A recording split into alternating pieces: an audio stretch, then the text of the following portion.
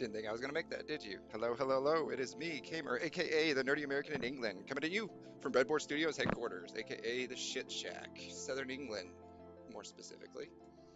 Man, that one kind of caught me off guard. Shit, I'm just not playing catch up. What are we doing? Right, we're gonna keep this one. Shit, I didn't mean to do that. We're gonna keep this one short and sweet. Sorry. Um, we got a couple. Sorry, fuck my whole thing up. Right, so we got. Right, we're gonna do a VCO build. So I gotta put the music back on. The last couple episodes, we've been focusing on, hey, good evening, bingo. How's it going? How's it going? Um, sorry. We were focusing on getting the Midi to CV working and then getting the PCB working on that. And then we got that working. So now we can double back to where we started. I had a couple questions on a couple people that picked up the PCB on like how to use it and the circuit to plug it into. So we're gonna start it with that, and then we'll do the repair after that of the why am I going blank here? Neo Geo Pockets. We're gonna do the recap first. The repair we're probably gonna do on a separate one because this is gonna be a long session and we're gonna cover quite a bit. So we're probably gonna split this one in two. So give me just a second. Let's get reset here. Bear with me. Kill a bunch of stuff here. Hold on. Totally not ready. Okay, that can go. Let's go to circuit cam. All right, we got our overlay back working. That's good.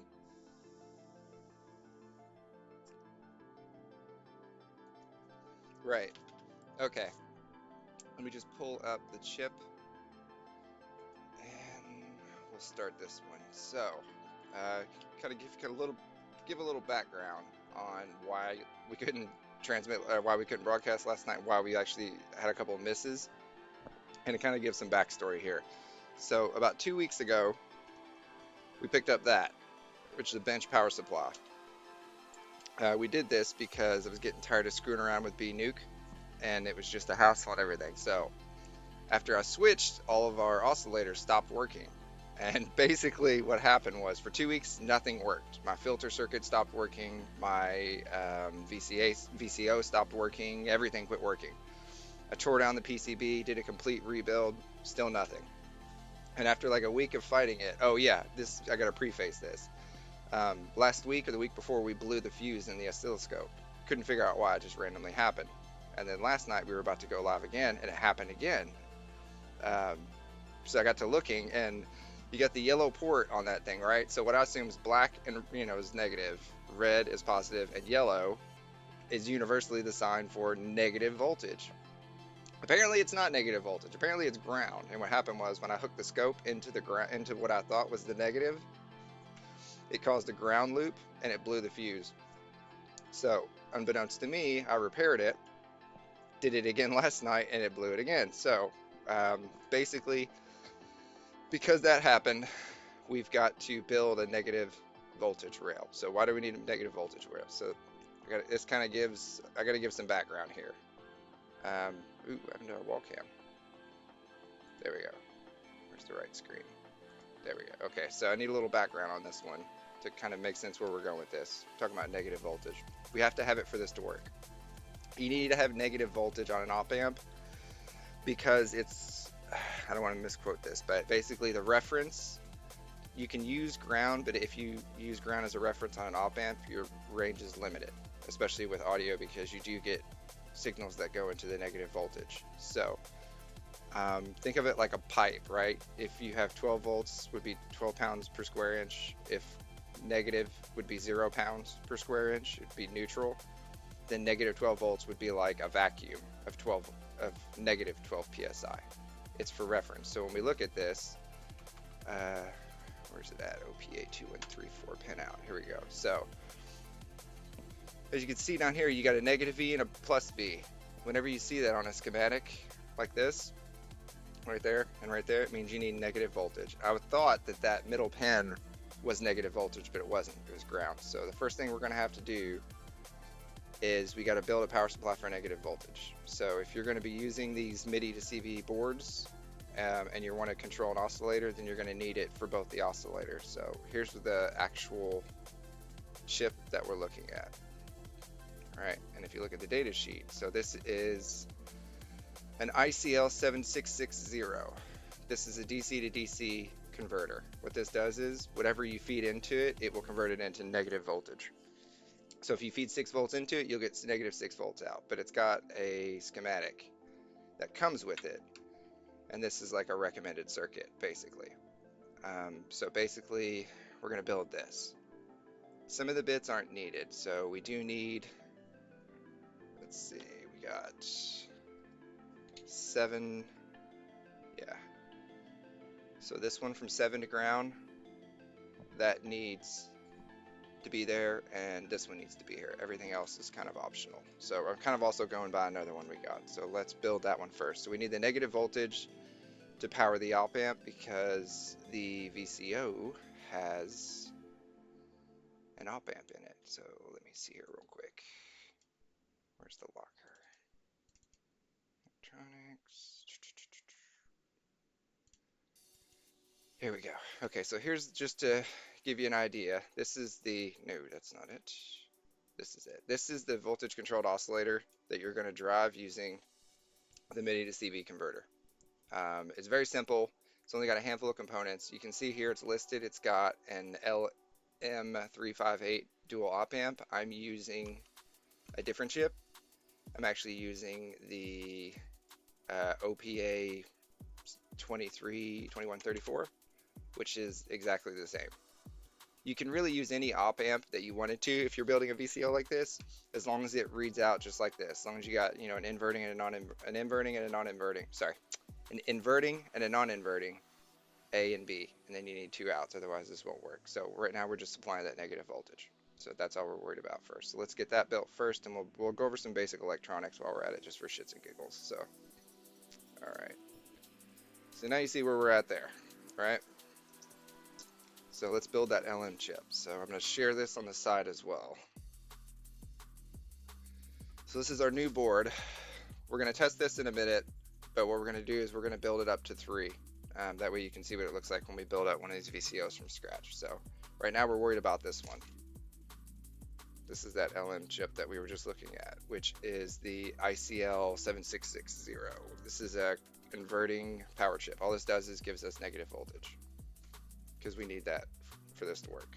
So let's put the main screen up. Oh, how about that one? There we go. All right, it's a little bit on the big side though.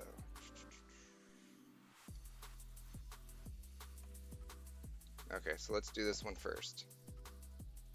Let's zoom in way. All right, so this is the one we want to do first. God, it doesn't really scale very well, but that's all right. Okay, so this little cap here. So we need to go from pin 2 to pin 4, right? Pin 2 to pin 4. 1, 2, 3, 4. 1, 2, right? Yeah. And the negative. So this cap is polarized that we're going to do. So we need to be going pin 2. So the dot's here, right? Maybe you can't see that. Yeah, now you can. There. So we got the notch here. So that's pin 1. So we need to go from pin 2 there to pin 4 here. The negative polarity needs to be facing pin 4. So we're just going to jump across it. So it doesn't matter really the size, as long as it's over 300 nanofarad, it'll work. So let's build that up first. So there's pin 2. Sorry, you're going to zoom it in the other way. There. Alright, so pin 2, pin 4, with the polarity to the right. Okay, so there's one of them. So that is this one right here on the top screen, over there. Yeah, all my shit's backwards. Okay, so now we need to do this second one right here, which is from pin 4 over to ground. Is that 4? Sorry, 5.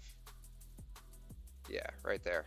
And it needs to be backwards, right? You got This is one of these weird situations where you'll see a cap actually installed backwards. You got a positive voltage going to ground and a negative going the other way. So pin 5 needs to go to ground through a cap with it facing backwards.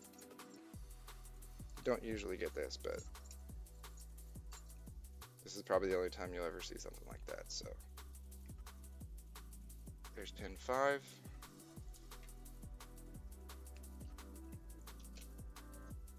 And it needs to go backwards.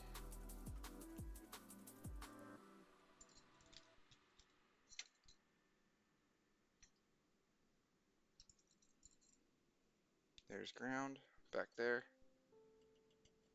Straight line, pin 5.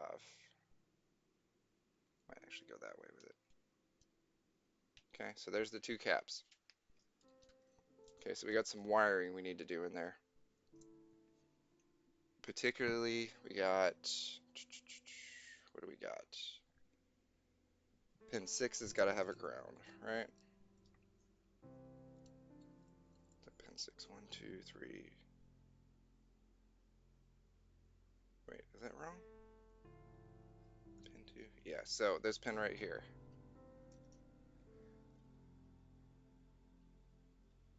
Should be that bank right in the middle between. That's got to go to ground, so that's pin 3. Let's do that one.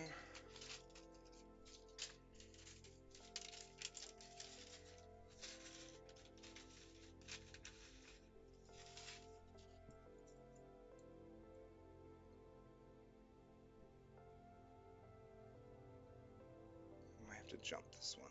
Where's that got to go? To ground? Yeah.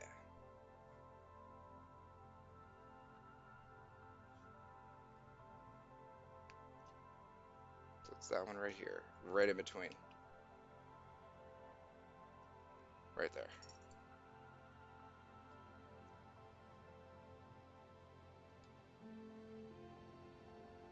Alright, so that's ground to pin 3, which is this one right there. Make that screen a little bigger. There. So we just did this one right here. Pin 3 goes ground. We did that cap between 2 and 4. We've done this cap right here, pin 6 to ground. So all we need is power on pin 1, right?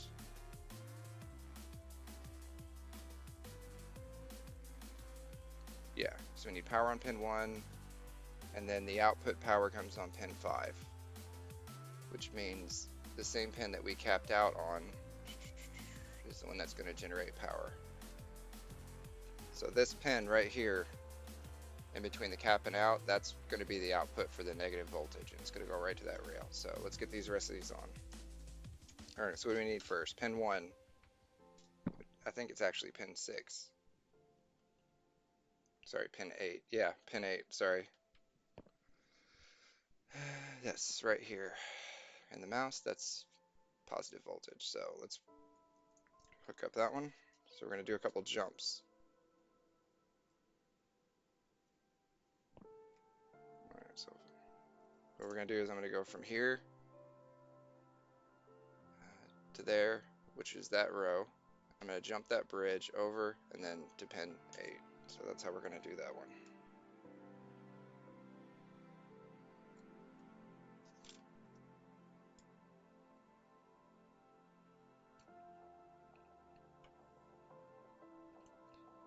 You could get away with without doing this, technically speaking, and just run it straight to negative, but your sound range is going to be like absolute shit. It's going to be really limited on your volume range. So it's not worth doing. It's just easier with the negative voltage.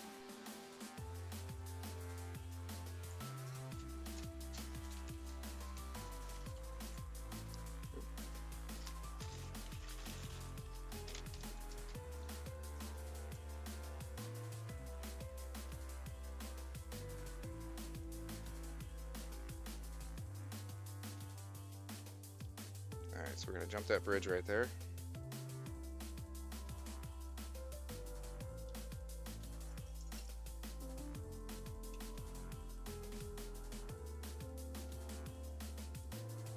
Okay, and then we're going to go from that one right there over 1 to pin 8, and then that'll give it power. And that should be all we need on that one. Oh, we need to run it out, but aside from that, we're done. Alright, so same row, went over, boom. So there's that row there. So now we just need to run 1 over, we'll do 2 over, and then up to the rail. And then that's the negative voltage covered.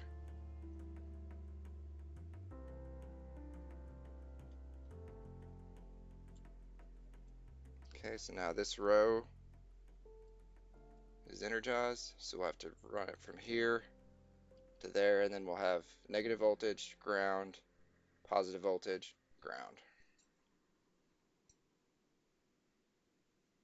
I'm actually going to use the color-coded one.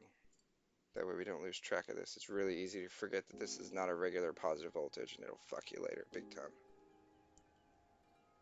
Okay, so we're going to use yellow to signify negative voltage.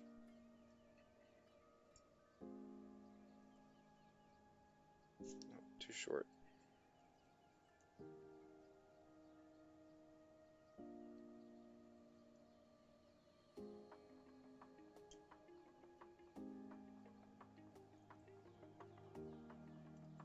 Alright, so now we got this rail. This whole rail now is energized with negative voltage, so we can use it where we need. So we're going to run multiple op amps off this, so I think that was the last one we needed. Alright? Yep, alright, so this is all done down here. Now we have negative voltage, negative voltage, positive voltage, negative. So let's build the first op amp. Actually, we might do this a step in. Let's test the one we got first. So this was the one I was having problems with, and I rebuilt, which is right there. So let's put a potentiometer on it.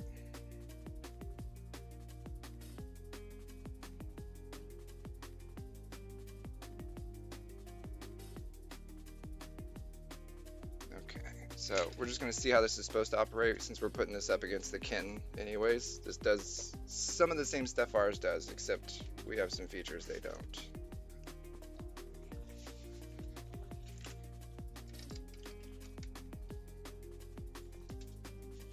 Alright, so first things first, you always got to ground these things when you're running them, always, including mine. So you need the ground in, and we got a little input there with the potentiometer. Actually, you know, I might be getting ahead of us. Let's go ahead and just build the VCO, actually. Let's not get ahead of ourselves, because I want to get this moved along fairly quickly so we can do that cap on that handheld. Alright, so now we need to build this. Oops. No, that. Let me make this full screen. How do I make it full screen?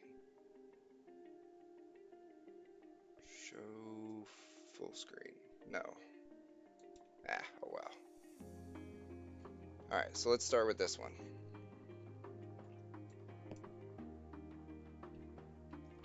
So we got one right here to start with. There's the op amp. Alright, pin 1 is up here. I'm going to mark that just so you guys don't forget.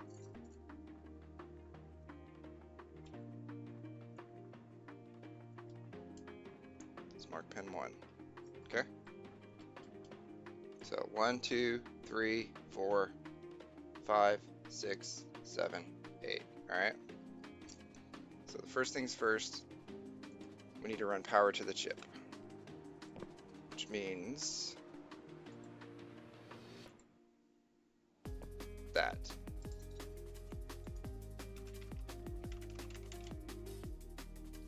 Hang on, bear with me. There we go. So first one's first, we need to get this negative voltage right here. Let's circle it in red so you know which one we're looking at.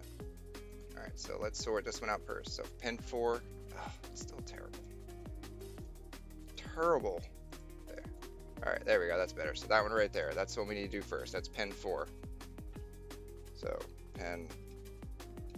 that's pin 1 right there. Let's turn it around so we're facing it. All right. Pin 1, 2, 3, 4. That needs to go to our yellow power rail, which is that one, because we got negative voltage. So we need to go from here to here, and then it runs that whole row. So let's put a negative power there first.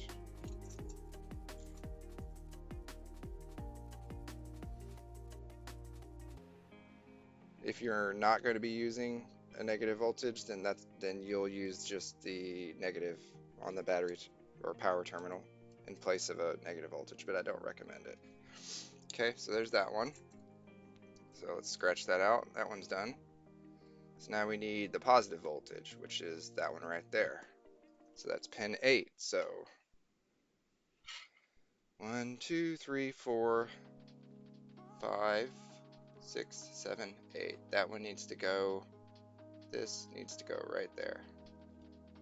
So let's give it a positive voltage.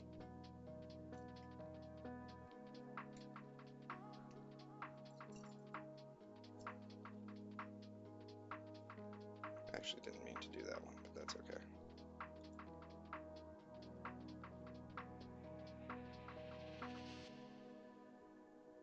Okay, so there's that one done. Okay, so here's where things get a little tricky. Now we're powered. Now we need to wire it out according to the schematic, which is this little guy. I'm going to keep our pin out handy because we're going to need it. Alright, so first things first, we need 68K resistor. Let's deal with the input, okay? So this right here in the corner, here, that's your control voltage in, which is going to come from your Midi to CV converter. That'll be the positive, and then the negative will obviously go to the negative rail. And then you got 3 pins here. You got one that goes to ground, you got your output, the middle pin, and then the out. So if you look at a potentiometer, you got 3 pins there. So you got 3. So that will be the control voltage in, that will be the output, and that will go to ground. So let's just line this up. So let's mark our pins so we know which ones we're going to use.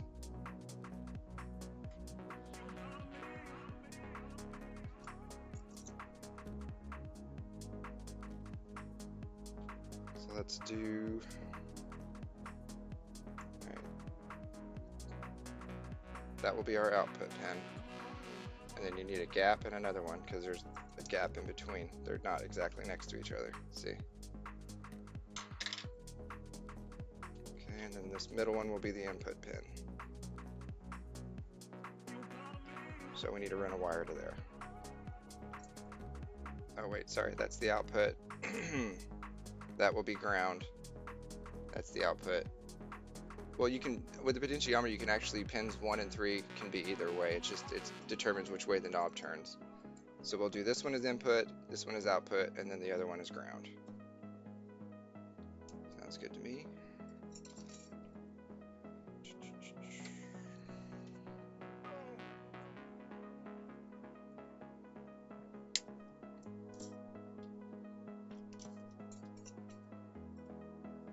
It's always good to mark your pins before you start running stuff.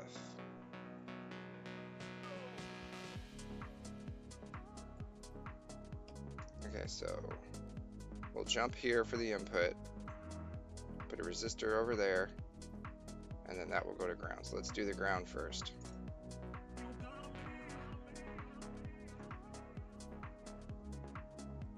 So let's scoot this down so we don't lose our place.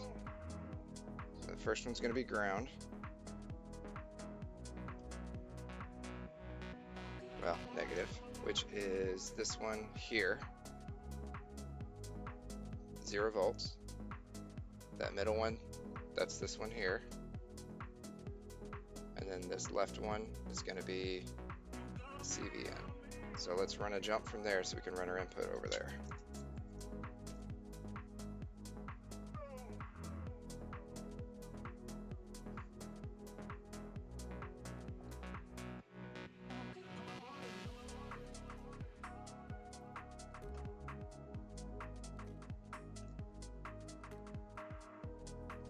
This one always sticks. There.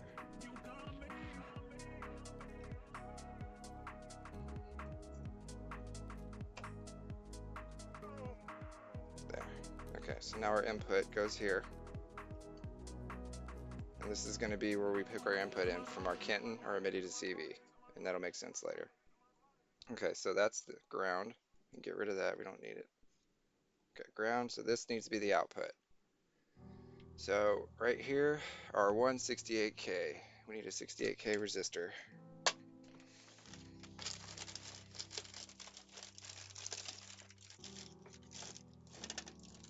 Where'd that light one go?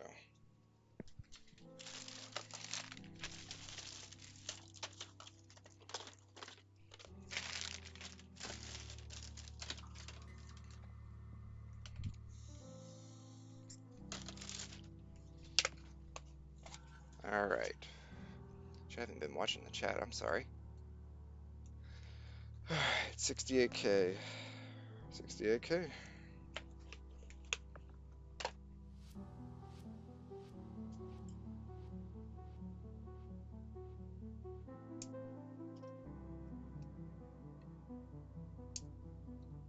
All right, so we need to go from here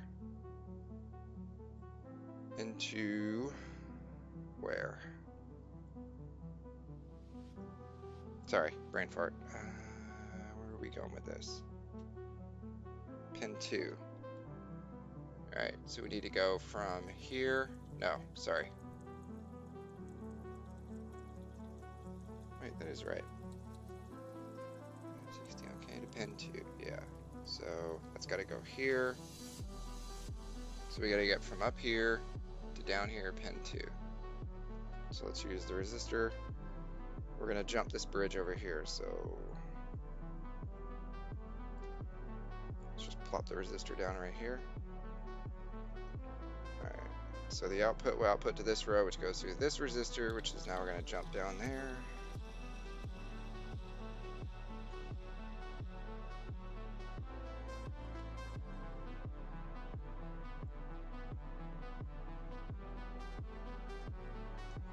Okay, so now this row right here is energized.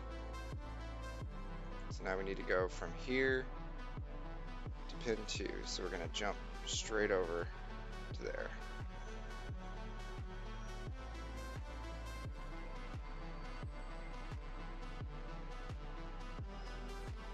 Too long. How about that one? Hey, got lucky.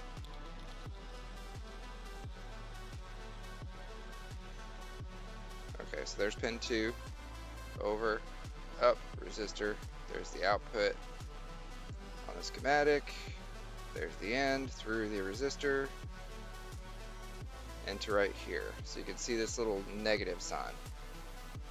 So if you look, right there it says L1CALM358. That A means it's the first one, so it's op amp A with the minus sign. That means it's the inverting out. So if we look at the schematic for the op amp that we're using and the other one, you'll see there's the minus, negative N, pin 2. That's why we had to go to pin 2. So there we go. So there's the CVN, there's the potentiometer, down to pin 2. That's how I got that. So now between the negative and the output, we need a capacitor. How do I know that? Because there's the out, pin 1, right? Out A, pin 1, and that needs to go to inverting out A. Oh, sorry, inverting in, pin 2, right? Because that was the same pin we just went to. Negative A. There's the A, negative, so pin 2's got to go to pin 1. So we're going from here to here. We're going from here, oops. We're going to go from pin 1 here to pin 2 here. And we're going to do it through a 10 nanofarad capacitor. and this needs to be non-polarized. See, there's no plus sign. What do I mean by that? It either needs to be a foil cap like this, one of these little boxy ones, or a cap without a stripe in it. I've got one here already, so let's just go ahead and do that one. So this is going to go from pin 1 to pin 2. So there's the dot, pin 1, pin 2. And this does kind of matter where it goes. It needs to be kind of after. You can see the input goes in, so the cap is kind of after the input. So we need to put it behind the input. So there's pin 1, there's pin 2, there's the input we put earlier, so let's put it behind it. So we're going to go right there. Pin 1, pin 2, boom. 10 nanofarad capacitor, right? So we've done this bit here, we've done that bit there, we've done the cap, which goes pin 2 to pin 1. So this will be our output right here, past that capacitor. So that means basically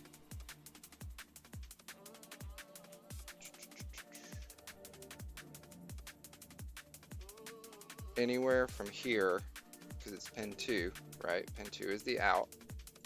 Sorry, pin 1 is the out, isn't it? Yeah, pin 1 is the out. So we'll end up going from pin 1 over to something later, but essentially this pin here is going to be the main out, and we'll get to that later. So there's the cap done. We need to add some other stuff. We'll deal with the output port later. So what do we need next? So now we got another triangle down here. This is the same chip. This chip here is a dual op amp chip, so it's got 2 op amps built into it. Okay, so we'll give you some focus. Come on, focus, dude.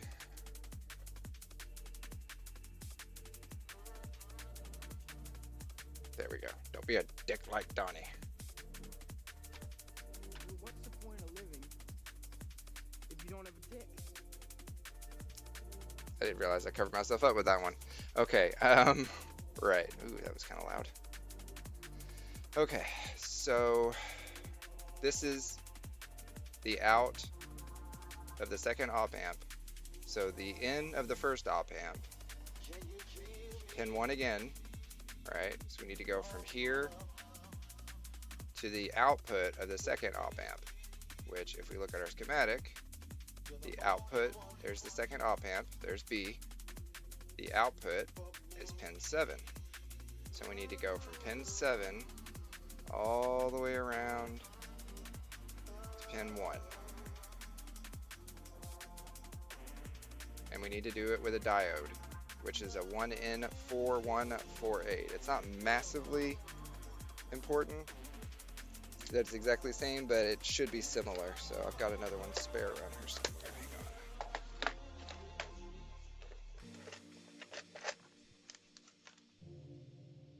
Where did I put that spare?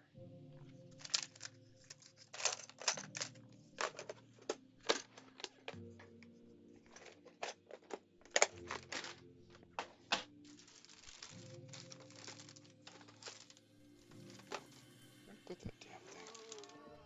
I know I've got one around here somewhere. Hang on.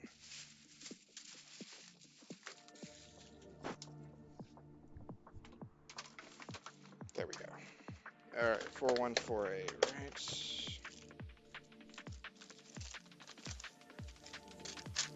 I think I got one left.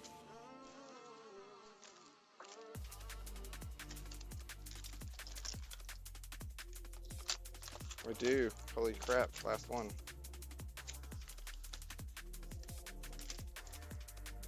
Nope, that's not it. I definitely have one.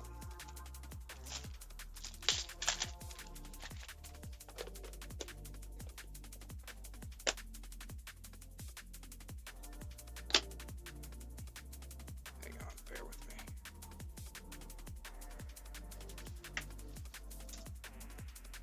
I knew I had one.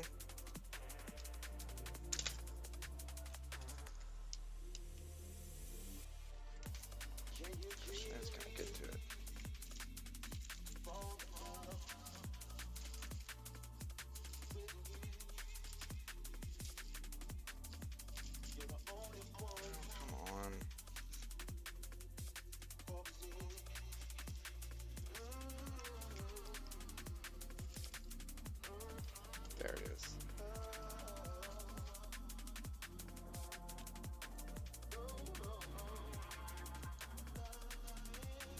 Okay, so it needs to go between pin 1 and pin 7.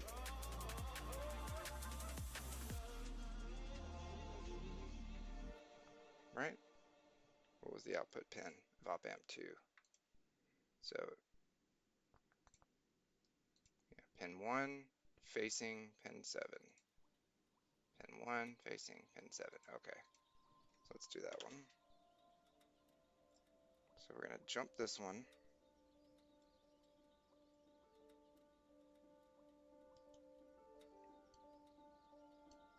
And we're going to go around and over to pin 7. So we need to go from here to here.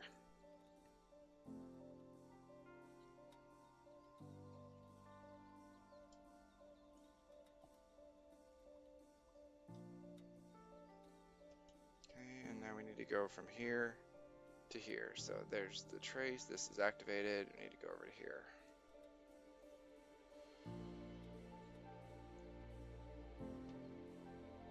And it's a little bit too long.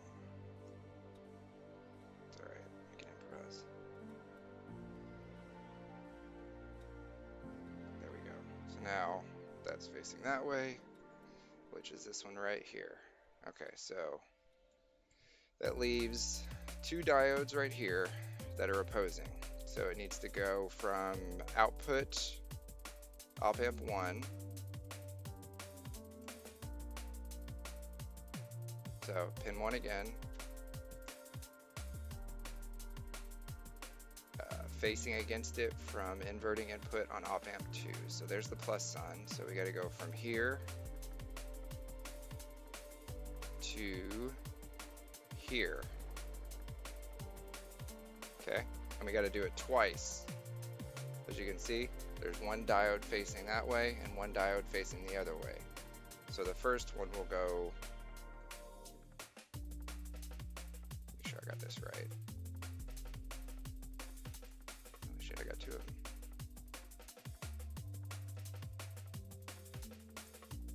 Sorry, so 5 will go to 1, facing in. So there's 1, there's 5. So the first LED needs to go from 5, it needs to go to 1. So what we're going to do is we're going to jump these.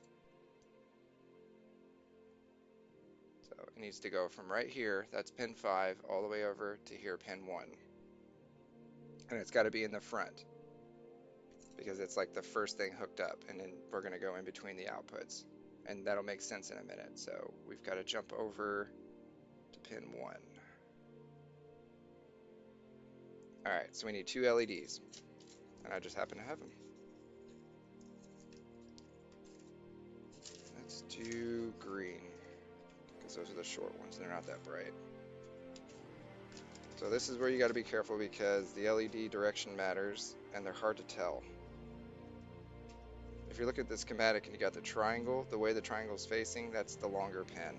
If you look at the actual LED, you'll see there's like a little slant in there. Little slant going from left to right. So that means that this is pin 1. That's pin 1 there. So that's the positive terminal. These are polarized, it definitely matters. So how are we gonna do this? So we're gonna go over. Okay, so it needs to go opposing first. So it's going to go out to the end. So this needs to be negative, that needs to be positive. So the longer leg needs to go on that side and the shorter leg goes on that way. So there's the first one. And then we need to reverse the next one. So the longer leg will be on the second one and the shorter leg will go on the first one.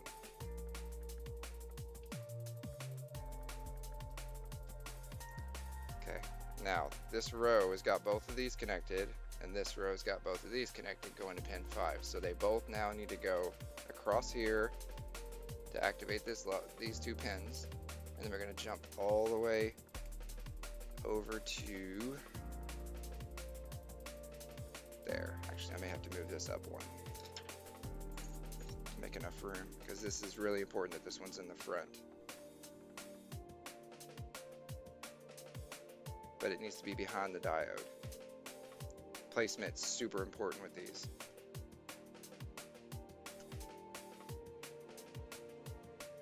Okay, So there we go. So now we're going to run it from here to here, and then there to pin 1. So let's jump this one here first.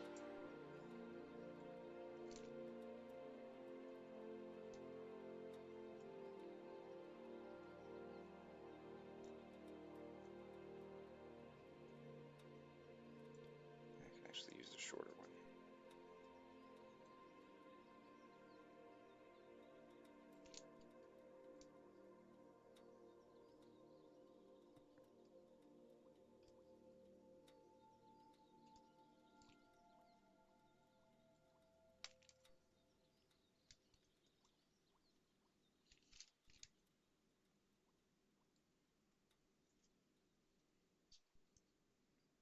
Bear with me.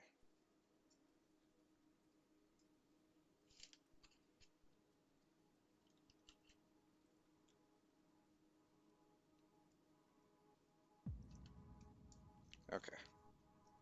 So we got it on this row now. Now we need to go from here to here. Pin 1 to, and it completes the pin 1 to pin 5, and they're both in tandem. So that's exactly what we wanted. Where's that long one? How about this one? I know how to do it.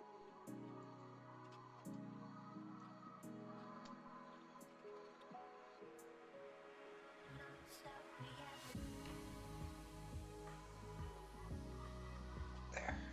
Okay, so pin 5 through 2 LEDs, over, down, pin 1. That should be everything. Oh no, we got one more. We got one resistor in between. Alright, op amp 2 inverting out to the output. So op amp 2 inverting out.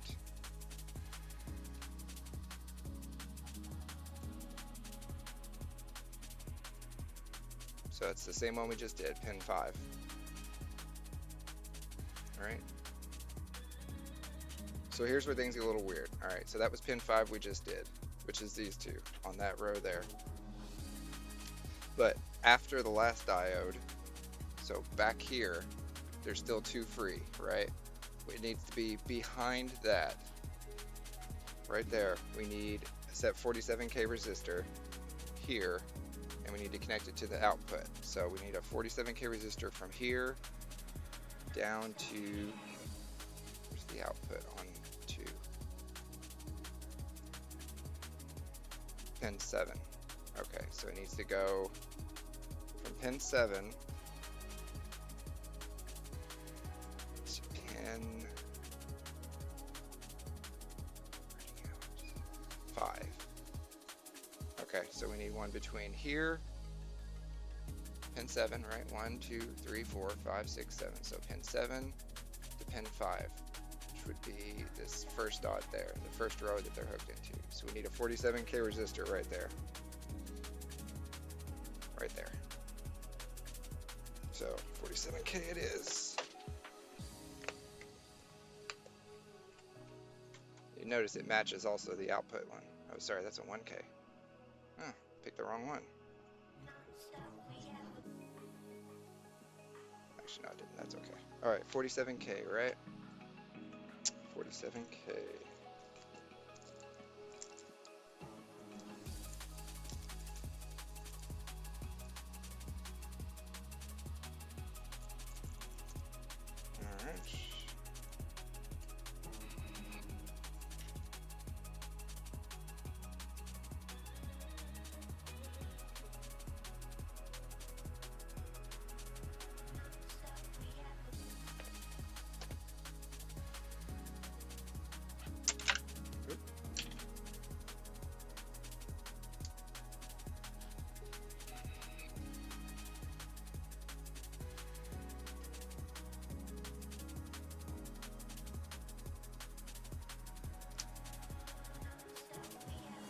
All right. So 47K between pins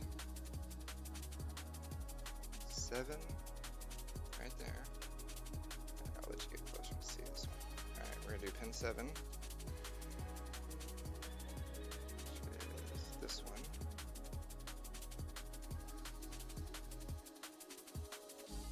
That one right there. And we're gonna go all the way over pin 5, which is the first one that we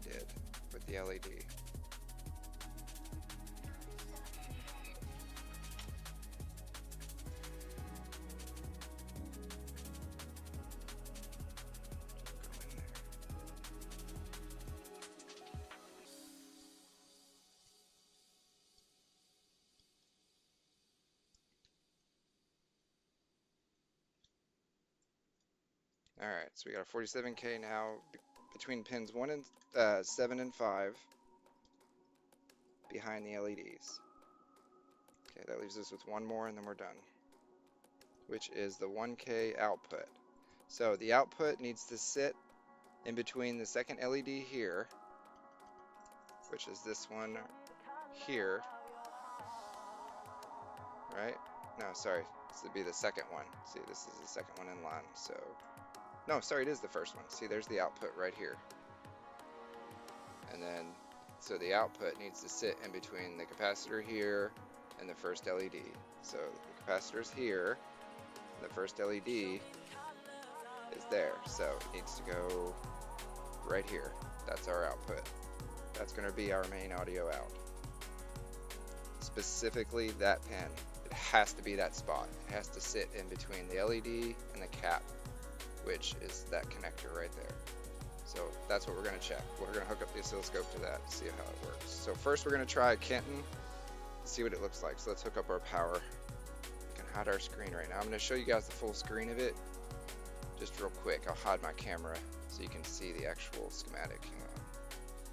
Here's the wall cam. Alright, so here's what the schematic looks like full screen. Might want to take a snapshot or something later. Where'd that thing go? Hang on, bear with me.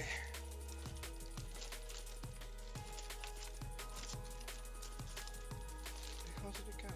Okay, alright, so let's hook it up and test it now. So let me get rid of the screen share.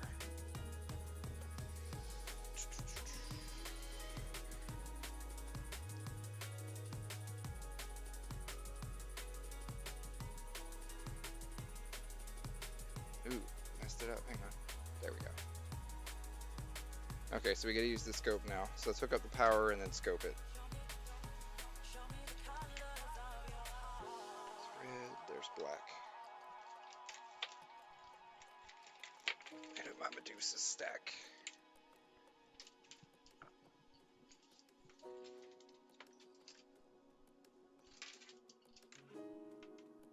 Oh, we didn't do the 1K. Shit, I forgot one. Still need a 1K resistor on the output. So actually we're going to have to run a 1K from there. No, wait. Oh shit. Hang on, I bashed it a little bit. There. Oh, I didn't hook up the input yet. Or the resistor. Sorry, we still got to hook up that potentiometer. And that is right there. So pin 3 goes to ground, middle pin goes to out, pin 1 goes to the input, just like that. So this is going to be our pitch tune. This is how we fine tune it, and that'll make sense in a minute. Alright, so 1 pin on the out. So this is the output here, and then the input's going to be right down here.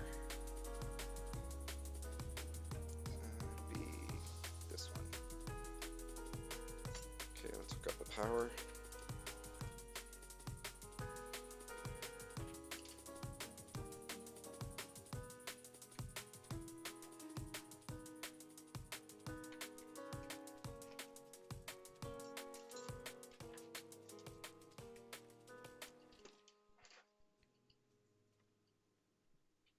I need my power pins. Shit, I forgot about that. Alright, so we gotta do this right with the power. It's the wall cam. Can move this over too. Alright.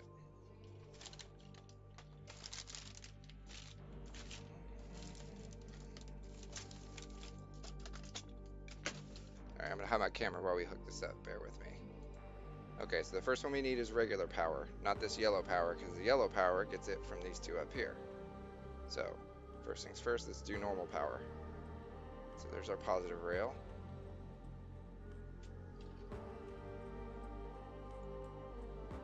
Okay, have it hooked up to our power supply.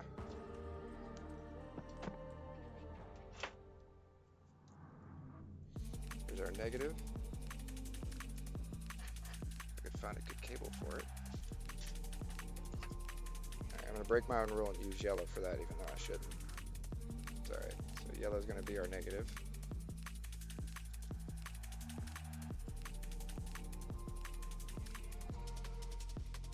Alright, so that's power. So now we need a driver. We need something that does CV. So this is where the kitten comes in, and this is where the test is going to be. So we've got a kitten to do this, and we've got our BBS PCB, which is that one. This one's actually going out for someone. We're going to test it. So we're going to do a head-to-head comparison.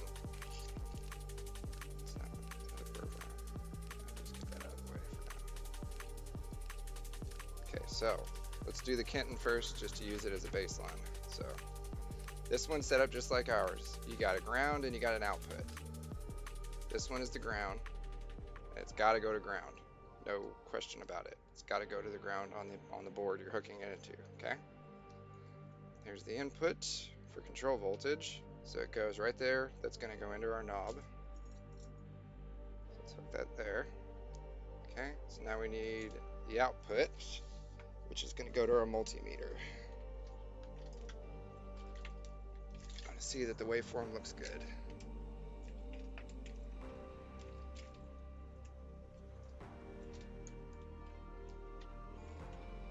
Okay, so here's our meter. Let's do, where's my cables?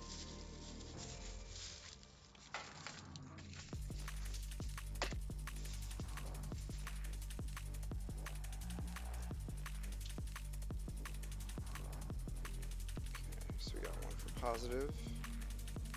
So this is our positive on our oscilloscope. It's going to go to the output, which is this little guy right there. The one we marked earlier, which is that one. Okay, so that's our output. And then we need a ground for the oscilloscope. And that should be everything we need to at least verify it for now. Okay, so I'm going to switch this back to desktop mode. We're going to kill our circuit cam for the, actually we'll shrink it down.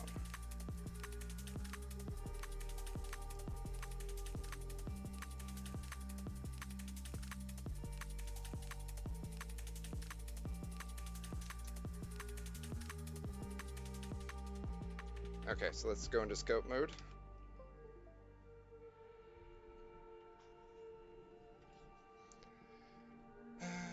Regal Spectrum Sigma.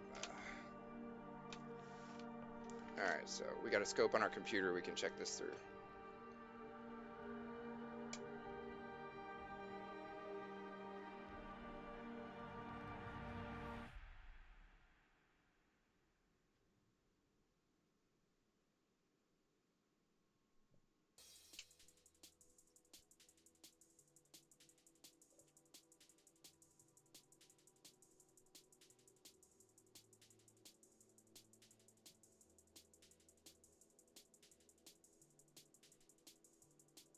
Okay, so it's powered up. Hey, where's the scope? Where'd it go, man? Did I lose it?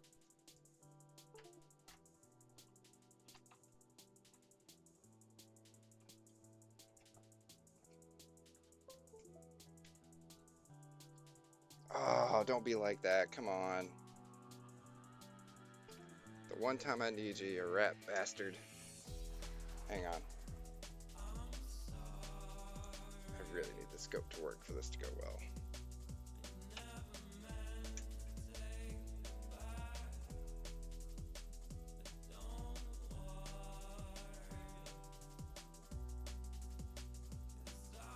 I suppose I can always share the screen if you want to.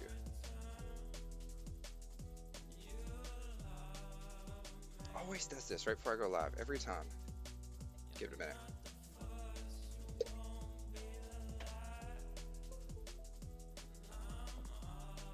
Malfunctioned and Windows didn't recognize it. Beautiful. Well, so much for that fucker. Alright, let me hide my screen. Hang on.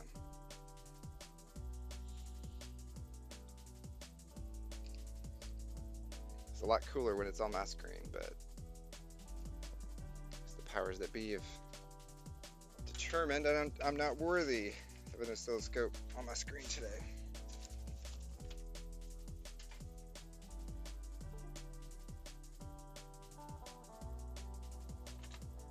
Hang on, bear with me.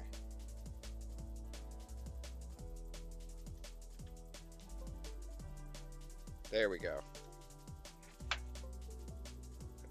All right, now we got it. Okay.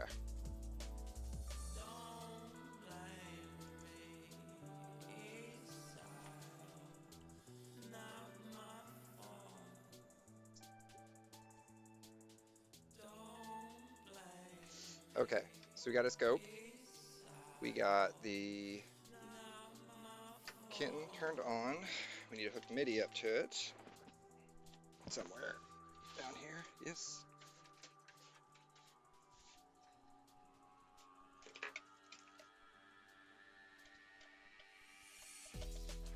Okay, it's got Midi. Let's open Ableton, and then we can start sending some notes through and see what the oscilloscope looks like.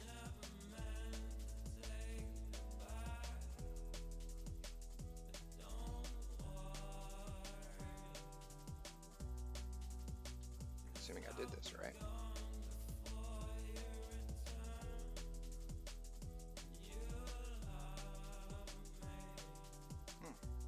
Wait, is that right?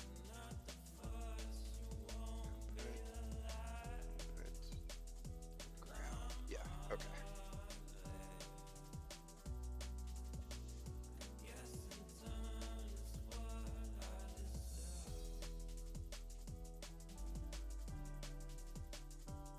Okay, so let's do a highest note check, just one solid note.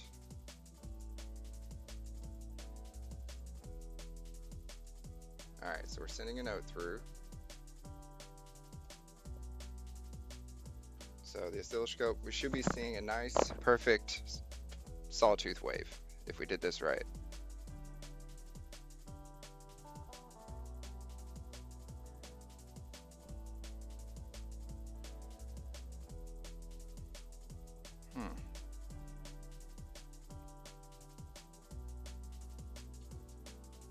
Oh.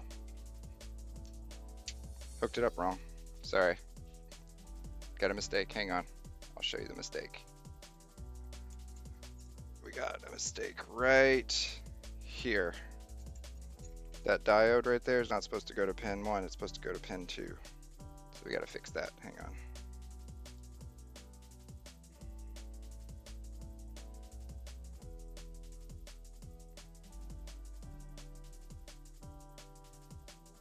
There we go.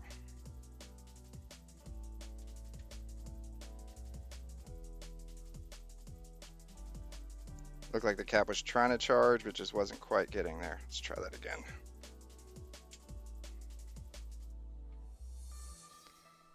All right. Got a note, yes.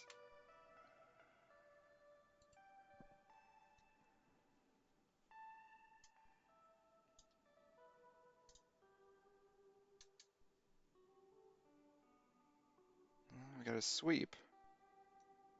The light's backwards? Maybe the LEDs are backwards.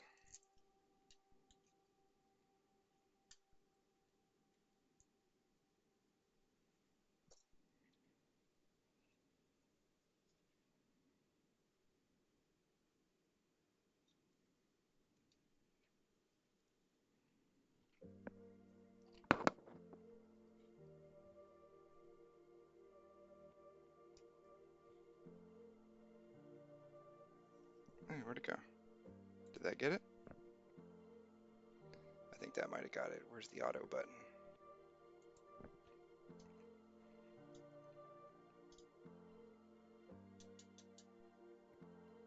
There we go. Boom. Oh, you guys can't see it, can you? Hang on. There we go. Boom. All right. So we got a nice. Oh, you can't see it. Shit. Sorry.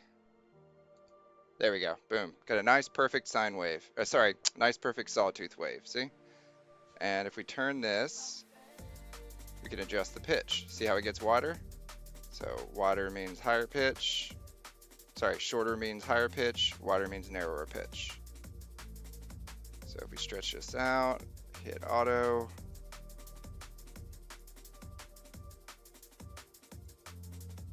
Let it zoom in.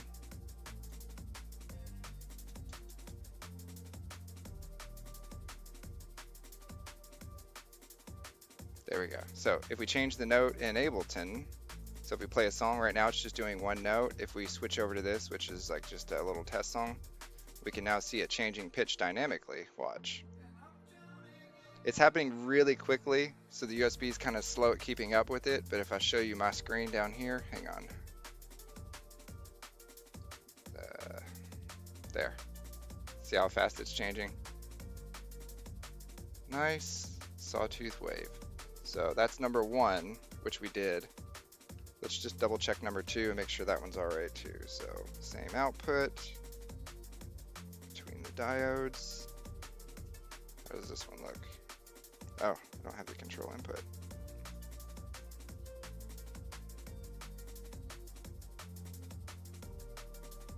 There's the control input.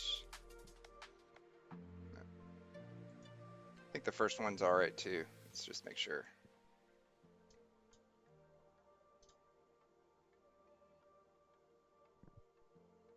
Yeah, so I got some scaling issues. It might actually be the LED. It could be the cap on this one. Hang on, let's have a look and see real quick. Okay, we got that one going to 2. That one. Put the resistor on that one. I think it might be the LEDs because they're not lighting up. Let's switch these around.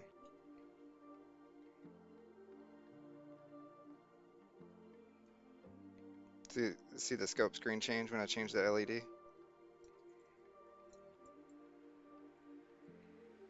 Now, if we were to hook this up to, obviously you should run it on a scale first to make sure it's not too hot voltage-wise.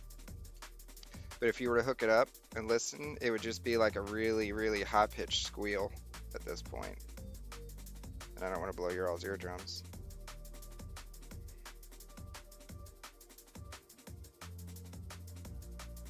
Get in there, you red bastard. There. All right, that might have done it. I think that might have fixed it. Let's see.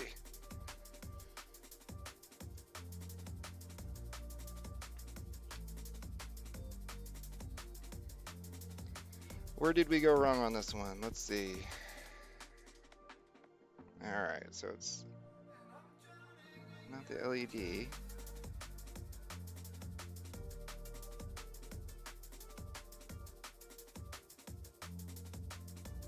That's definitely not right, so that's fine.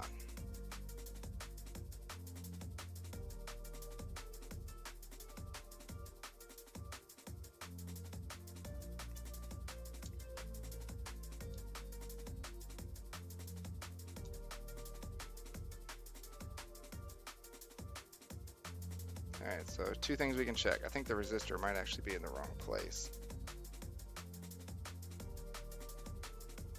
Let's move that forward a bit.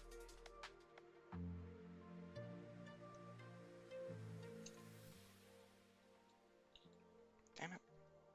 Hang on, sorry, I'm OCD. I just want to get the second one working too.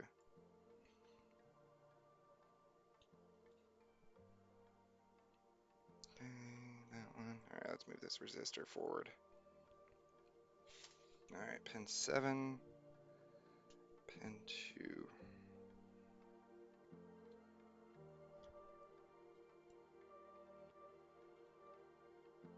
Probably going crazy on the scope right now, bear with me.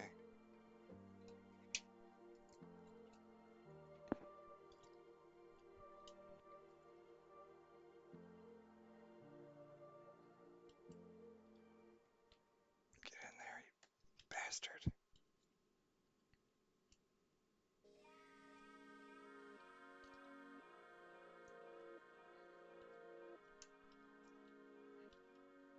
Oh, come on.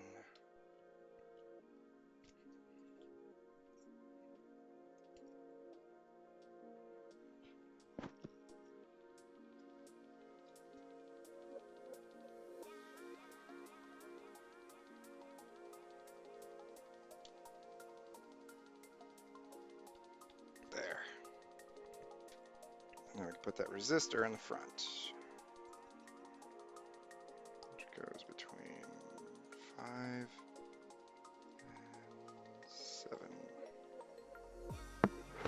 There. Just make sure we didn't miss anything.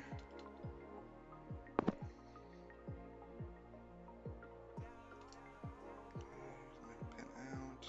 There's the end. Yep, that's all right. Oh, that's only a 10K. That's probably why. Well, shit. There's your answer right there. I used the wrong size potentiometer. Shit, that'll do it. Alright, I bet that works now then. Always check your fucking things before you do it. Jesus.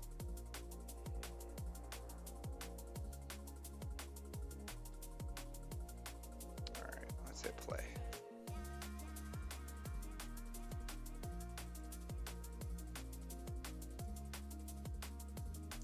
Interesting, this one's different than the other one. Wonder if I ended up with one of those fake op amps again. Is it maybe the capacitor? Let's find out.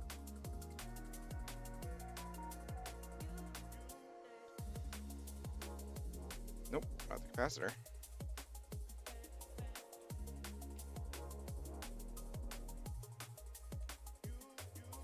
Alright, you know what? You guys saw it. Something's up with the second one. I'll have to have a look at it, but let's go ahead and move on to the recapping. Sorry, just a second. Right, so as you saw, the first one worked. If we move it over, hook it into the in, jump over here, check it there, and you can see first channel is fine. I have to tweak the second one. I might have to change some orders around or something. Yeah, see, so that one's fine. Boom, same circuit. I mean, I could go through, but I don't want to waste a bunch of time because I got some other stuff pending. Oh, that's wrong, actually. Wrong freaking resistor port. That one. Oh, I missed a ground. That's why. Okay, last one, I promise. I see what I did. I missed a ground.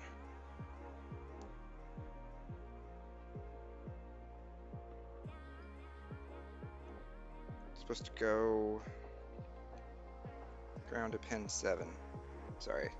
Yeah, ground to pin 7. Ground pin 7.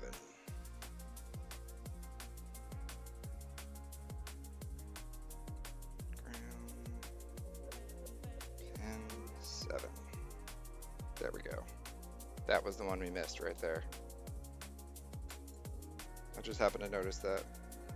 Alright, I bet if we do it now it works. There we go. Boom.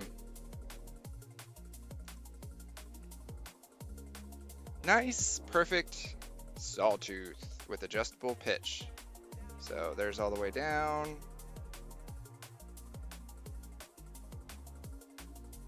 Oop, sorry, wrong one.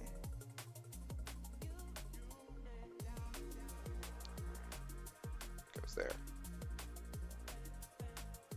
Where's the control one? There.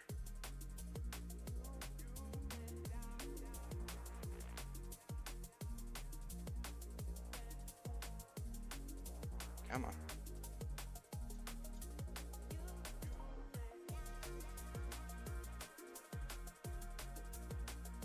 Now the scope doesn't want to work. Anyway. We could screw around with the other one later, but the schematic still stands. Everything else looks right. Might have a bad LED or something, who knows. Either that or maybe I'm just too far away from the point of egress. Let me move it. It's interesting, same components and everything though. Pin 1, pin 1, pin 2.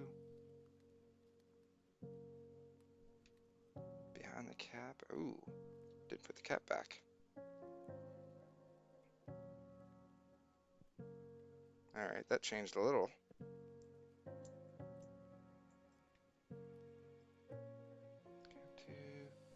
Through the resistor. Yes. Oh, I forgot another ground. I missed that one too. Shit. I must have not done any of the fucking ground. Sorry. Pin 3 needs to be grounded. God, how did I miss so many grounds? Did I just get like ADD mode or something?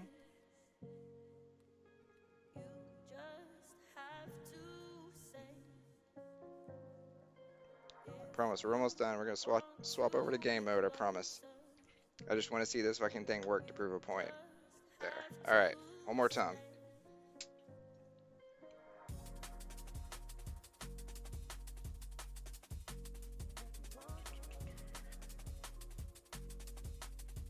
Input, there's that one.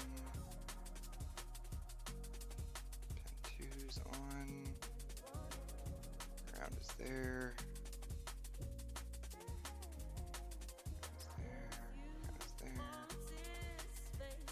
Yeah, I might have a bad op amp because it's exactly the same now, literally. Pin 2,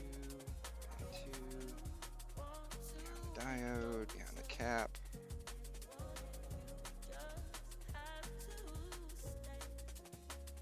Oh, yeah, that's right. Okay. Anyway, first one worked, so. Okay, let's switch modes. Let's go into recap mode because that's enough for now, anyway. Basically, yeah, so if we had hooked that into the Kenton and listened to it in the output, it would have been a really whiny pitched output of a Sawtooth wave, essentially, it would have been. So, all right, so that works. So the only difference is if you were using ours, which is here.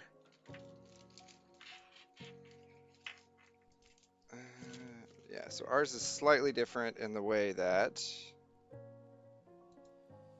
right, we've got, they've only got one CV and one out. We've actually got two. So like there's out one, there's voltage out, there's ground out, two wires just like theirs. There's control voltage 2, theirs only has one. There's ground, there's voltage, and then the deluxe models have 2 additional CC to MIDI connections are right there. And then there's your gates, ground, and voltage. So does the same thing the Kenton does, except has more channels. Okay, so give me just a second. Let me just reset real quick here. Hang on. We're gonna switch over and do this handheld now.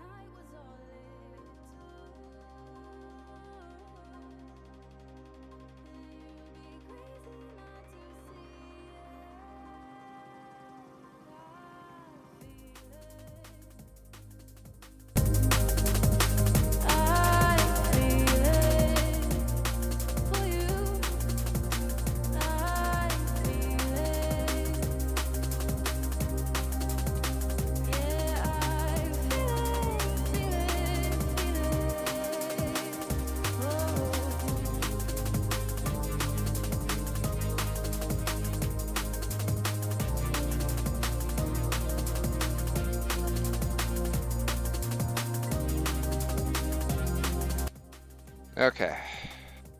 Sorry, I had to reset. All right, so let's figure out which one works first and work on that one. We'll do a recap.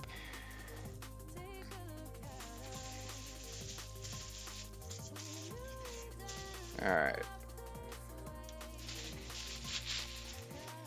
Beautiful unit. All right, so let's see if this is the working one.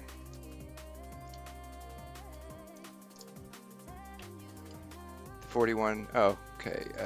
The 42 system works, the 41 doesn't. Okay, so which one's the 42?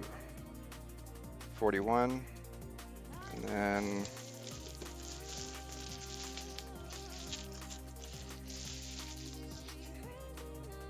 '42. You got a good memory. All right, so the 42 works, and that's the 42. So we're gonna recap that one. We're gonna fix the next one, maybe on this stream, maybe we'll do it tomorrow. I've got a thermal camera that I'm actually wanting to break out for this one special, so we'll see. It's supposed to be pretty helpful if we need to, so. What's this little thing? Is that the speaker? I don't want to mess with it unless I have to. Okay.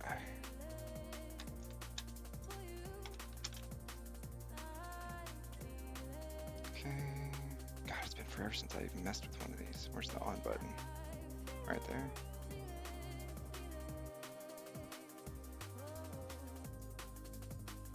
Oh, you said the power button sticks, right? Sub battery cover. Oh, that's the sub battery cover. Gotcha, I see what you mean.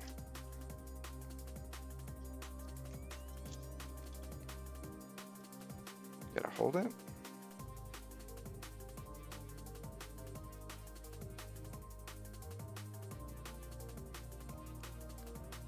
'42 system works, but these are definitely good batteries.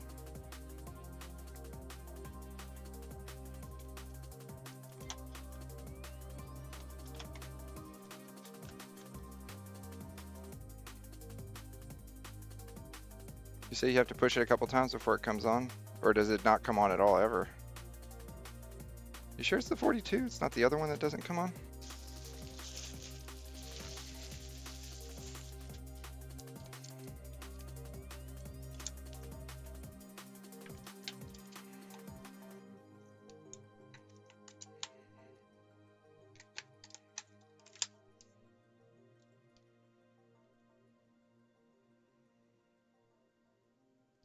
Eh, 42 doesn't either. 41.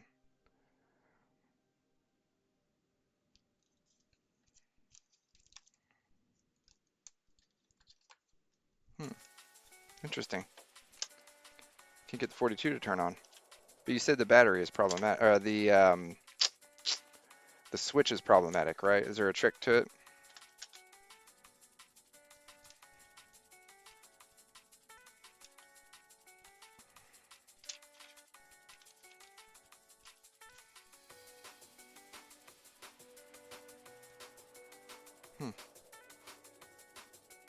You gotta like hold it for 5 seconds or something?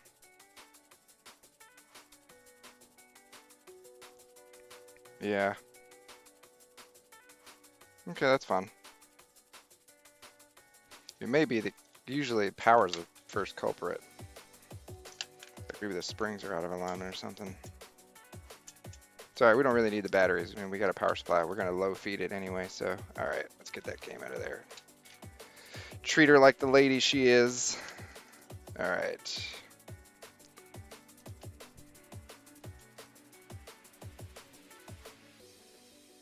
Let's get this moved over a tad.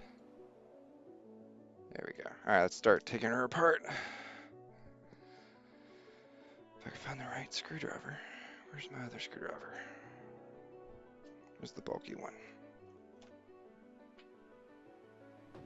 All right, am I losing my freaking sanity tonight? I swear I just had it. There we go. Okay, what do the screws look like? Pretty standard? Yeah.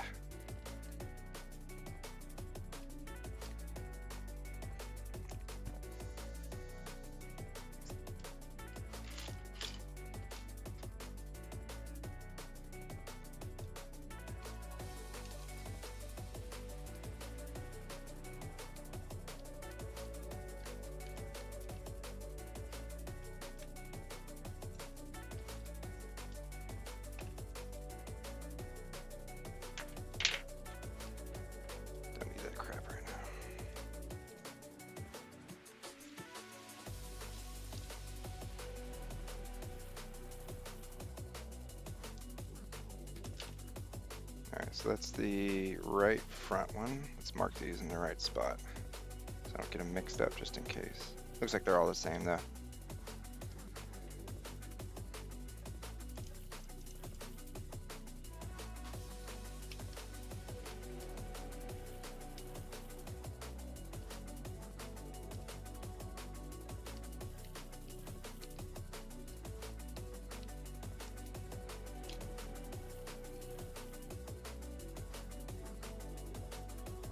That one feels like a different screw for some reason.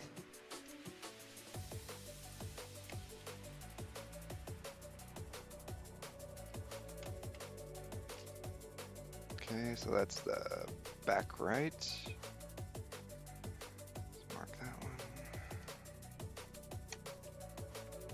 This will be the middle right.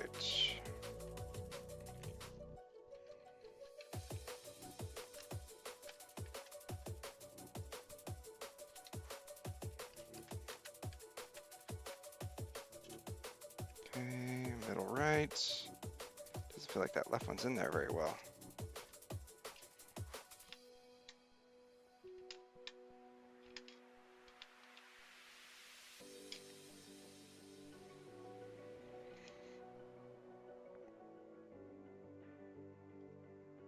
Ooh, has that one only got 3 pins?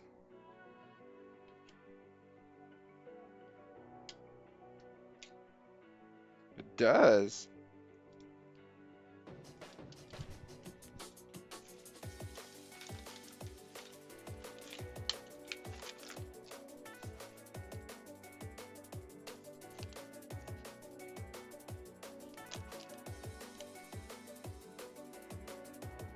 Man, talk about oddball.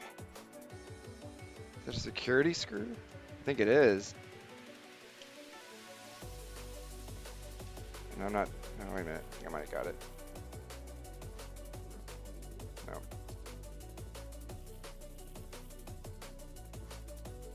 I think I might have to order a special screwdriver for this one. Shit. It's got 3 screws. It's got a weird 3-pin screw in there.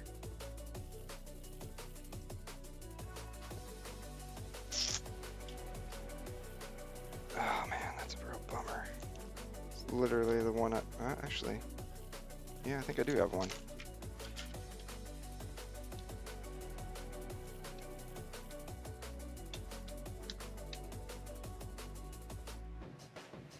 Gonna have to do it in a weird way, but I guess it works. Oh wait, no I don't.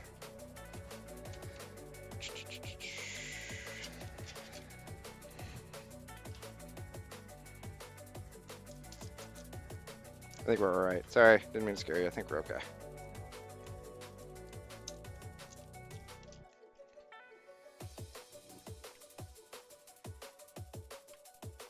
Oh, it's too short.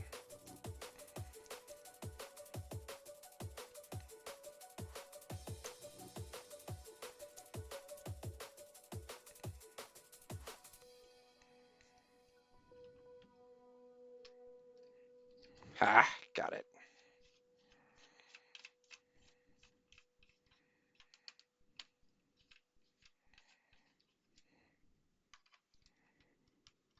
Is that it? I guess that's it.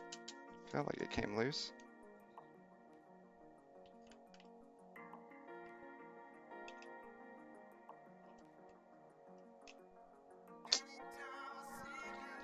A smaller one, maybe?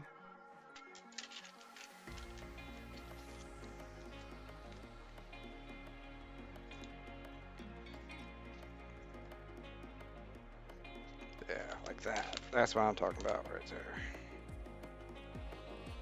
No, that's 4. Shit.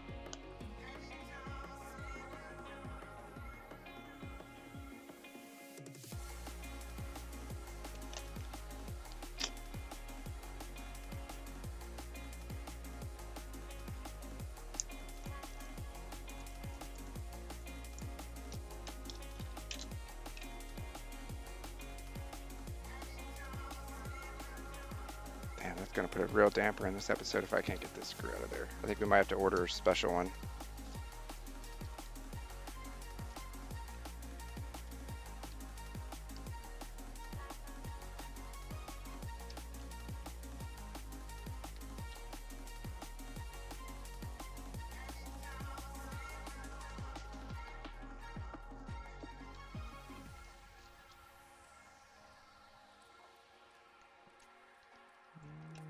lucky. Let's go ahead and take the rest off and see if it comes apart without it. Otherwise, we're waiting for some parts. Oh, it did come out without it. Okay, sweet. Did I actually get it off? I did get it off. Okay, cool. Sweet. All right.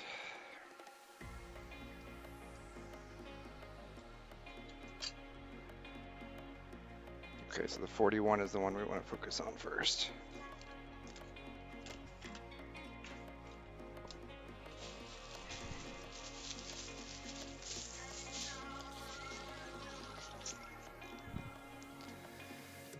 Okay. So where's the power button? Right there.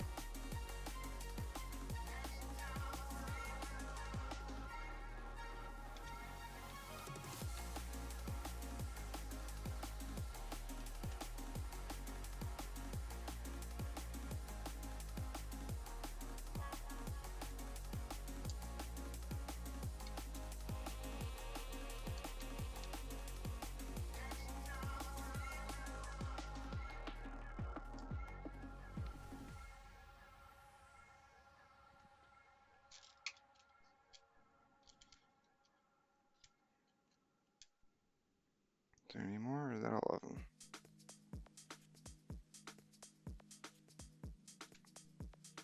Is there any hidden screws that I need to be aware of before I start looking into that? It looks like all of them.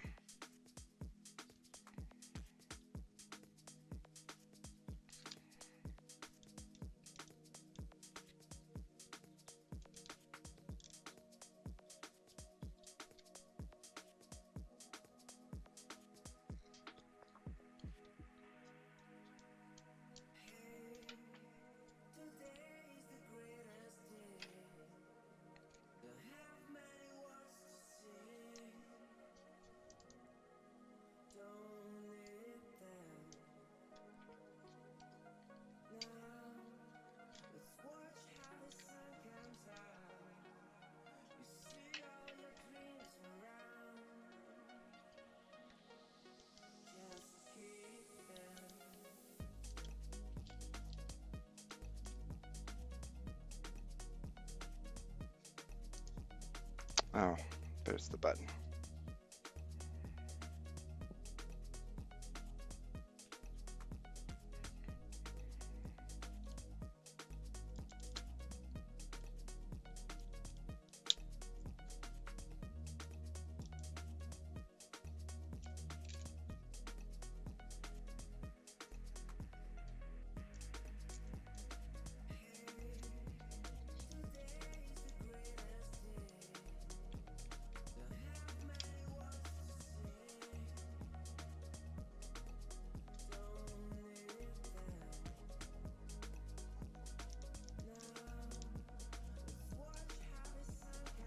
Alright, I want to double check this real quick. Let me check the schematic.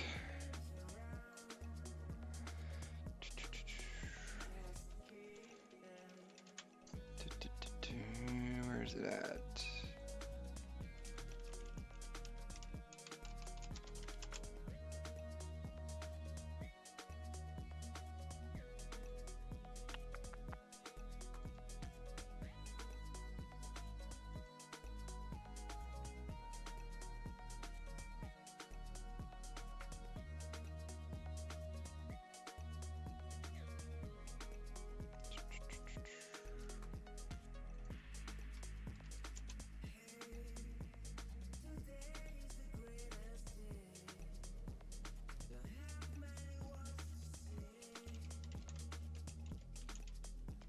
Hey, I'm just checking the schematics. Bear with me.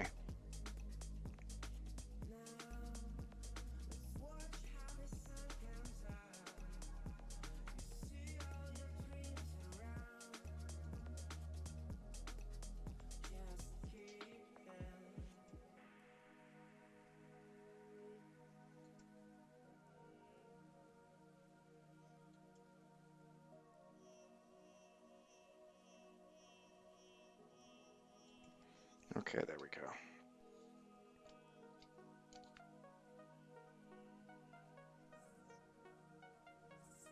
Just making sure I'm not missing anything before I start trying to get this thing out of there. Bear with me. All right.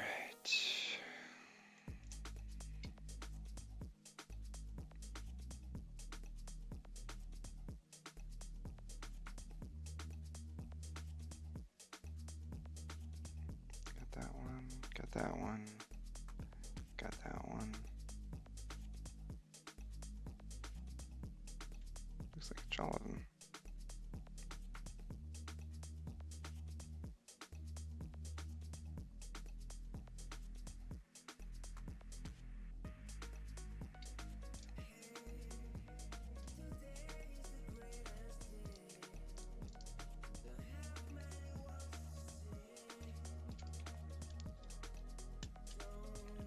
Get that stupid button up there.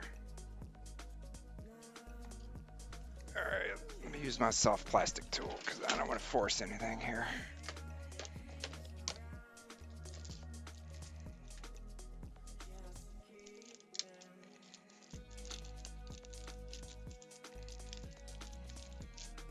Bring out the old guitar pick.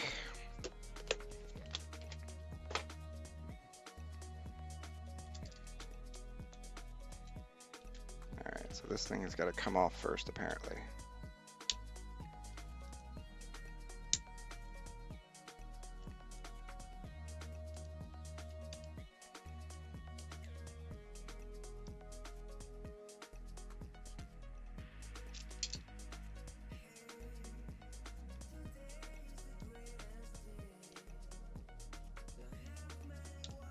God, that was a pain in the ass.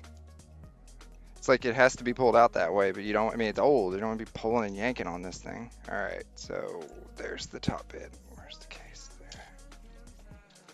All right, now it should just come out. There we go.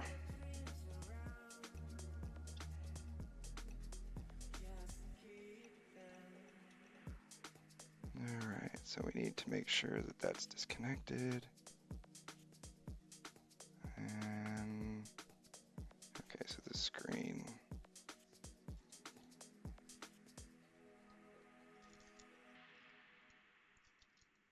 I hate these little ribbon cables. These things are a nightmare. Okay, so let's get the, what is that, the speaker?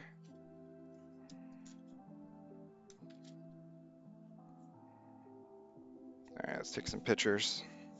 So we got it for later.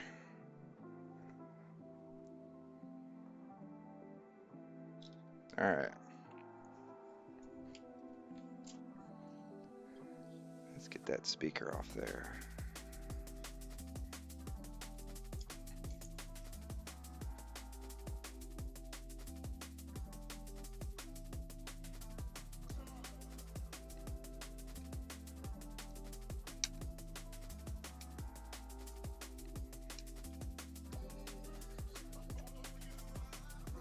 There we go.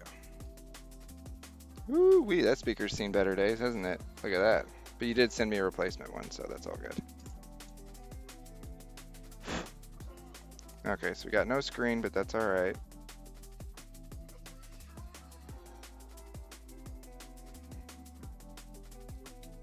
All right, so power button. I suppose we go ahead and recap it first. Let's have a look and see what the power button looked like. So that's the power button. Ooh, yeah. All right, first things first, let's put this thing on the rotisserie and make sure it's safe. That's like priority one.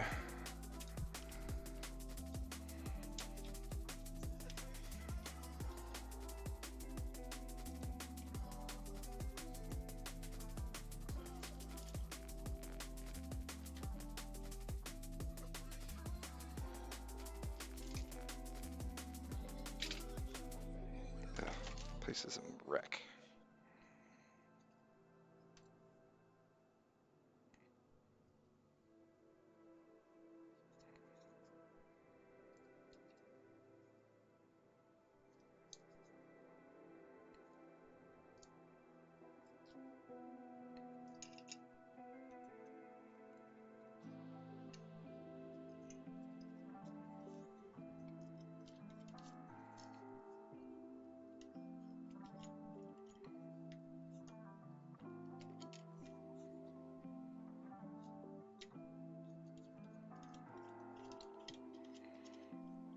Alright, is it secure?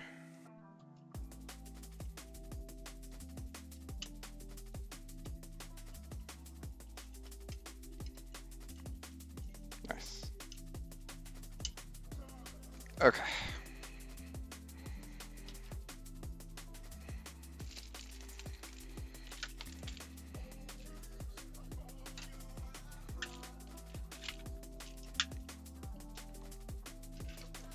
Kind of running low on room up here. Okay.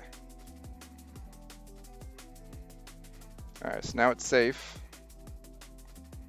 Now we can actually start messing with it, not worry about getting damaged. Alright, first of all, that thing a little funky, so let's deal with that first. Use some rubber restore.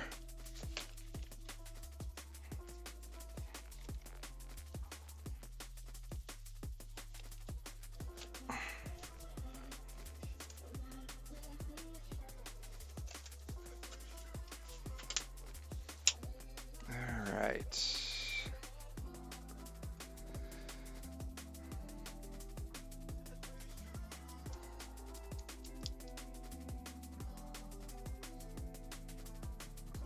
Where's that other brush?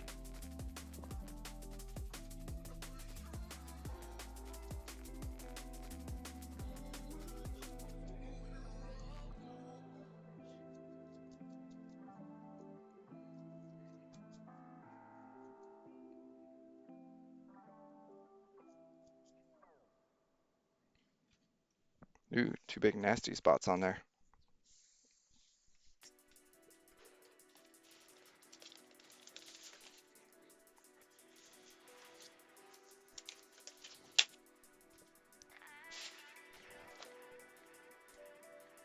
Where's my soldering kit?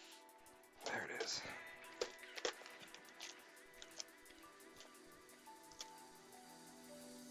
Oh man.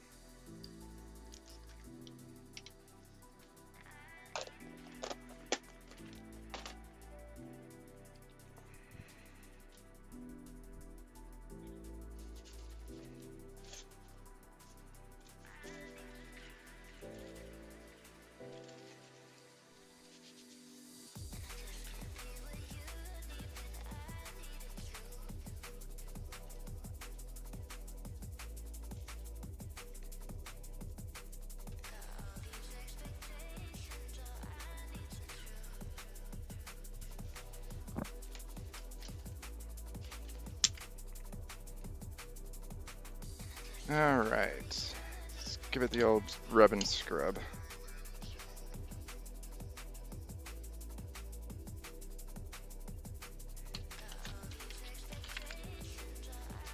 The actual button itself really hasn't got much to it, so I don't think we need to do more than just a toothbrushing on that one.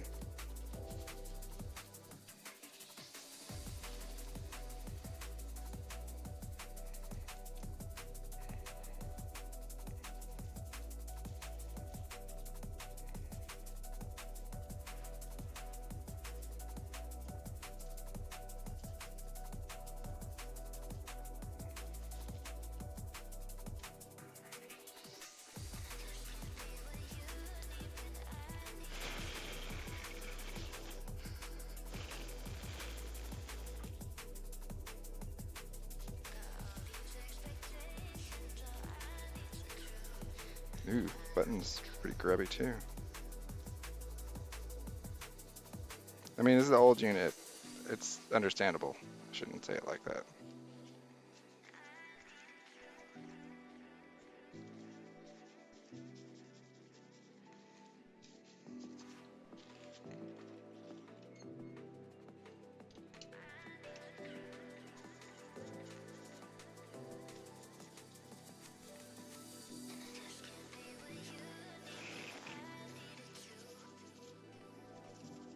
Just clean it up while we're at it. Okay, how are we looking on caps? Don't see any bulgers yet.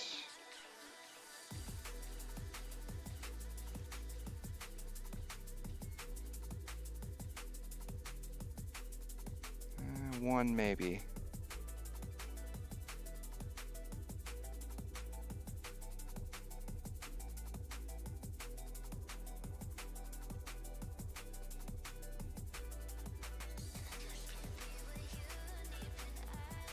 I'm actually curious to see if the power will push on it.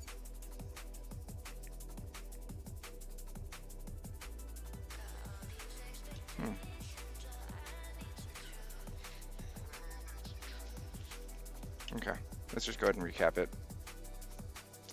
Oop.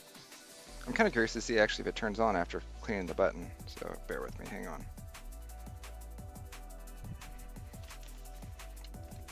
Let's just see which one of these terminals is negative and which one is positive.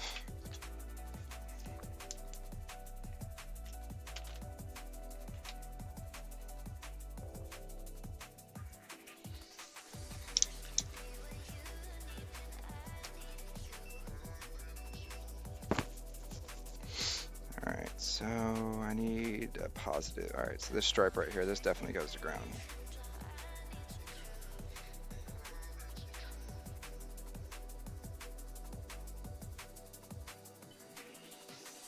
Where's negative go?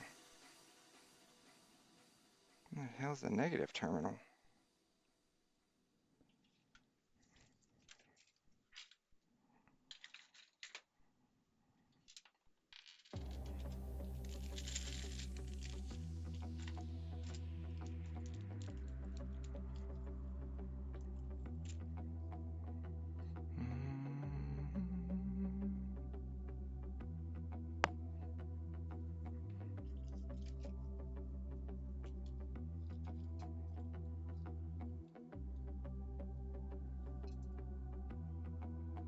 Oh, it's on the plate.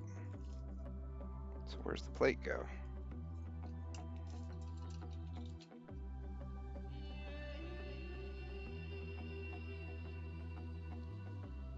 So if that's the batteries, then the plate goes over here. So where the hell is the negative terminal at? It's weird. Caps can go bad at any time. Everyone's cap and it's just in blue and windy. Yeah, we've had multiple Super Nintendos pass through here that literally was the story. One had powered on a month before and wanted to recap before it went bad. It went bad before he shipped it because when he turned it on before, it wouldn't come on anymore. We've had one that actually went bad on the way. It was partially damaged and we had to do a full recap to get the video back. It does happen. All right, let's find this negative terminal real quick. This doesn't make any sense. Alright, so it's two negative terminals. That would have to be negative. These two are definitely not connected. Good negative terminal that's nearby.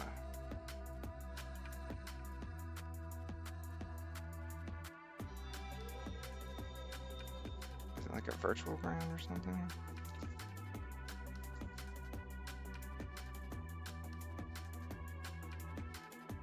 No, that's alright, let's just go ahead and recap it. Okay, so let's check the cap kit. I'll do the buttons real quick before we start doing the caps.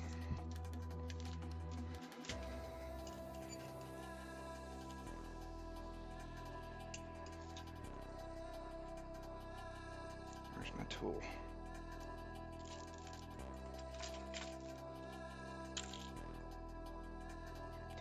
That? Yeah.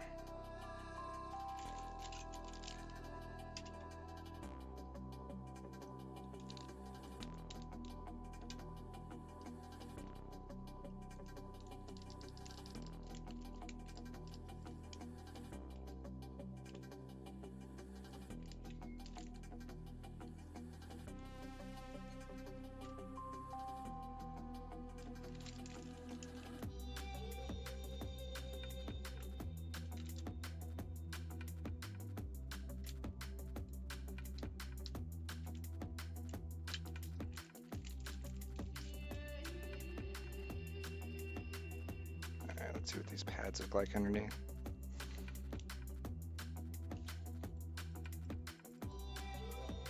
Alright, so you can change these buttons out. They actually do sell them online. What I'm going to do is I'm going to run some contact cleaner through them. That's what these are for.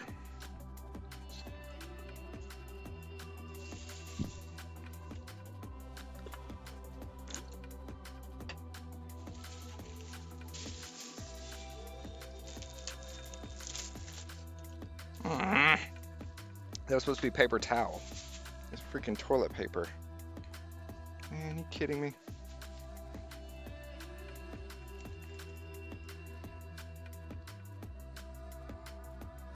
I gotta get this one good.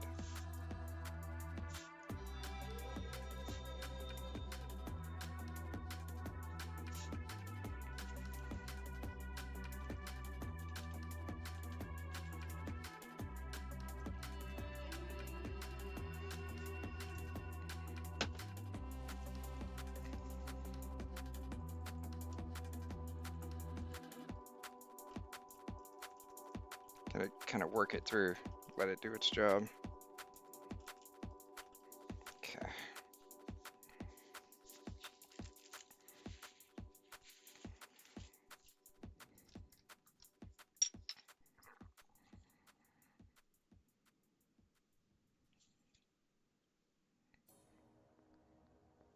Sorry, not trying to make you all motion sickness.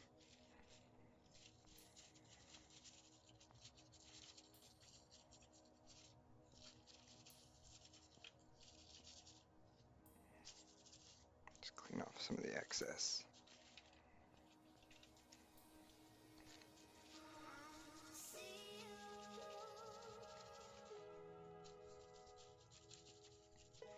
Alright, for what it's worth, that's supposed to help.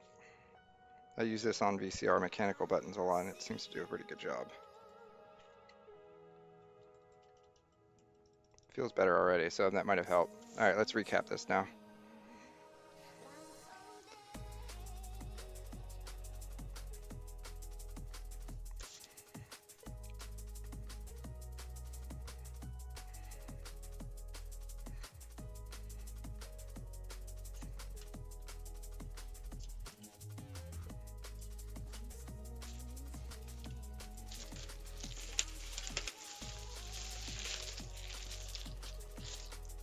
There we go. There's the cap kit.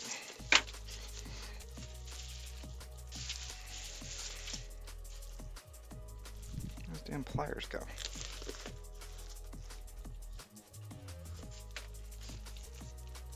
Alright. How many we got? 5, 2, 3, 4, 5. 1, 2, 3, 4, 5. Okay.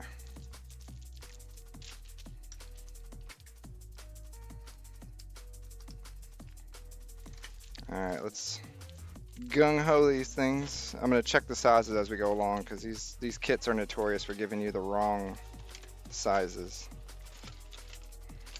So I'll verify them as we go along.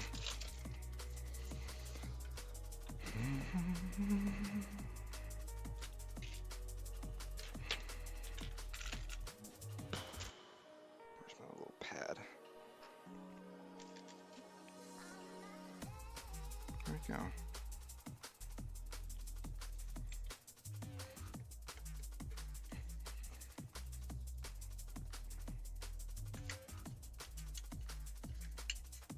Ugh, too much stuff.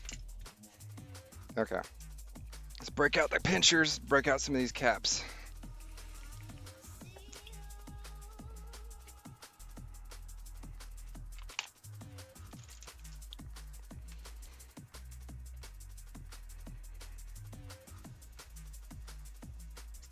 Gotta bear with me, this thing takes forever to heat up. Thing takes forever to heat up. Double the tips, double the time.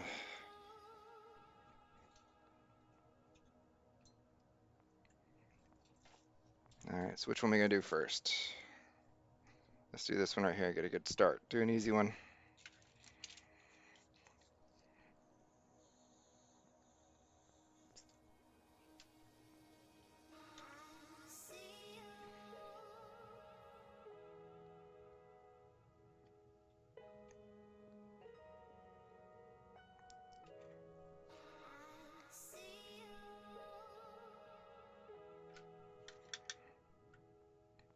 Gotta clean my tips.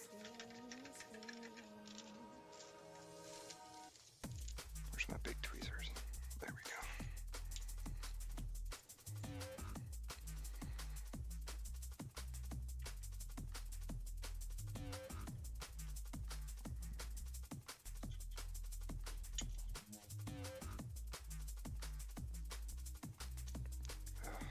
Stuff doesn't want to come off. Come on.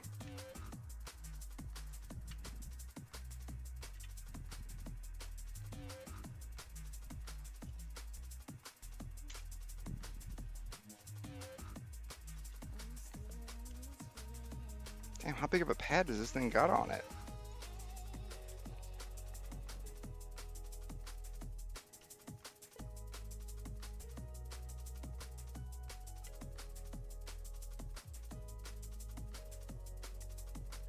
Alright, we're gonna do this one the old-fashioned way.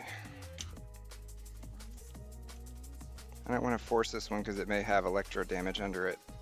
Usually they come off quite quickly. If they don't, there's usually a problem. We're gonna zip and snip this one nice and slow.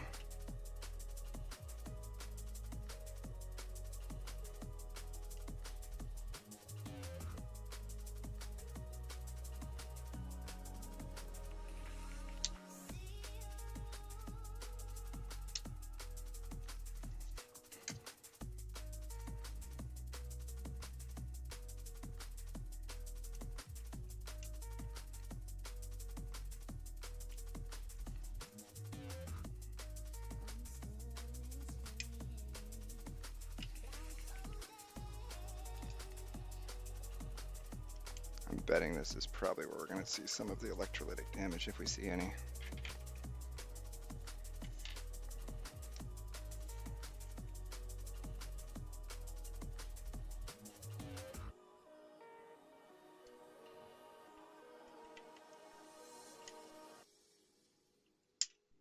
There's one.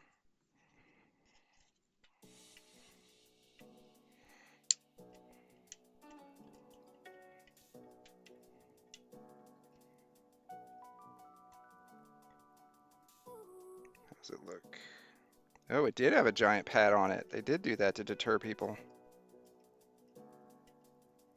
That's the weirdest looking pad under a Kappa I've ever seen. Look at that.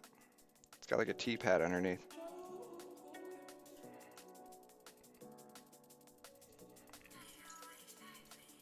What did they have on here originally? 224 volt.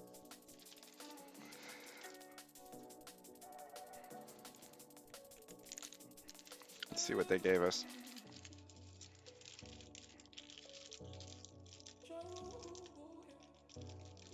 Oh, is it the same speaker? Interesting, I didn't know that. It did kind of look a little reminiscent of it. Alright, so the first one we did was...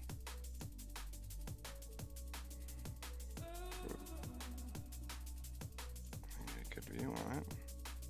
224 volts. 224 volt. Hey, there's one right they got. Okay, so that's the little guy we want. Alright, so we're going to do these one at a time. We're not going to bulk run these. I don't want to risk getting any of them mixed up, so...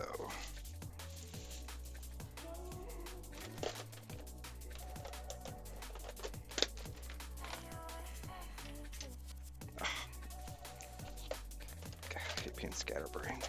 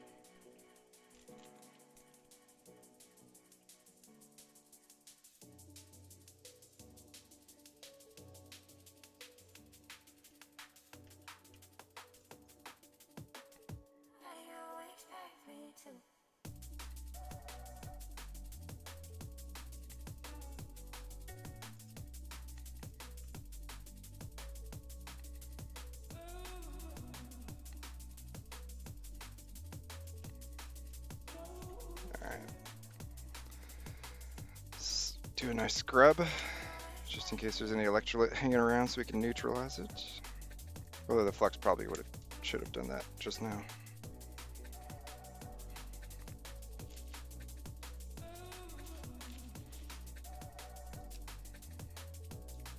Use a toothbrush.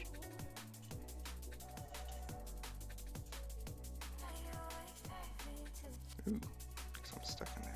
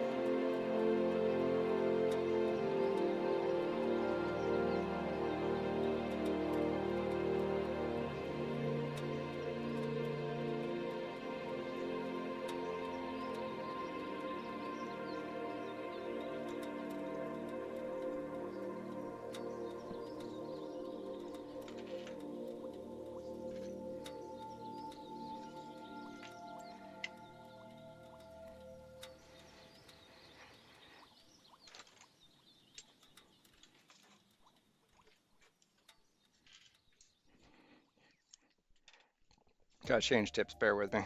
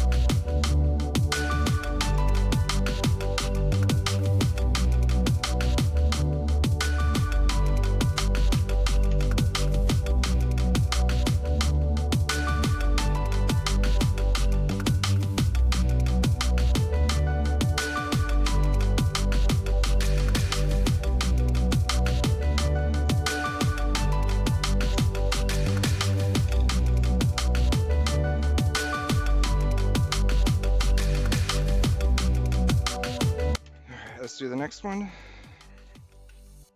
I'm gonna take a picture of these two so that way I can do them all at once. I don't have to keep going back and forth. Two of them are the same and one are different. Okay. That's what I like to see. Okay, let's just pull all three of them then. Oh, one of them's on the edge. That sucks.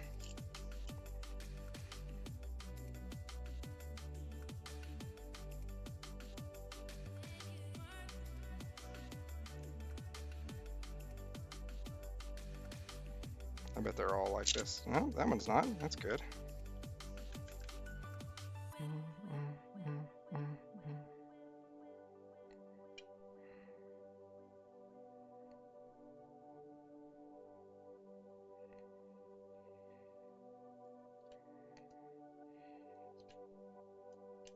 There's two. Ooh, that's hot.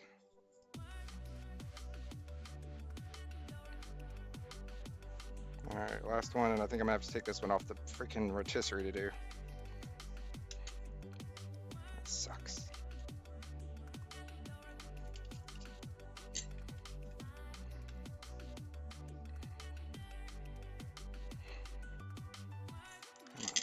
A little further, a little further. Just don't burn me. Oh man, these things are a real bitch.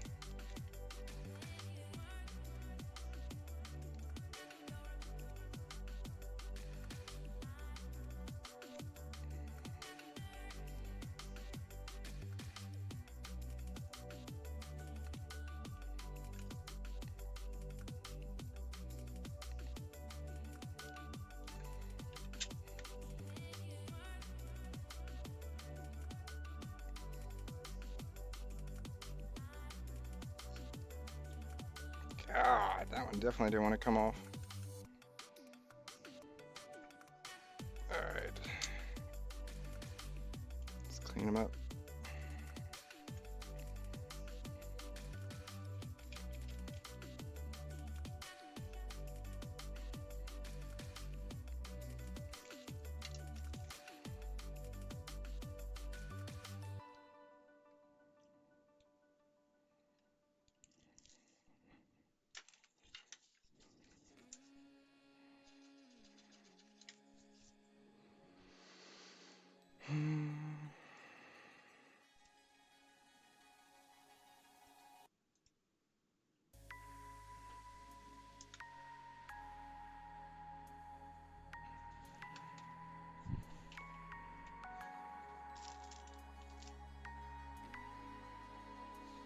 Where'd the damn solder weight go?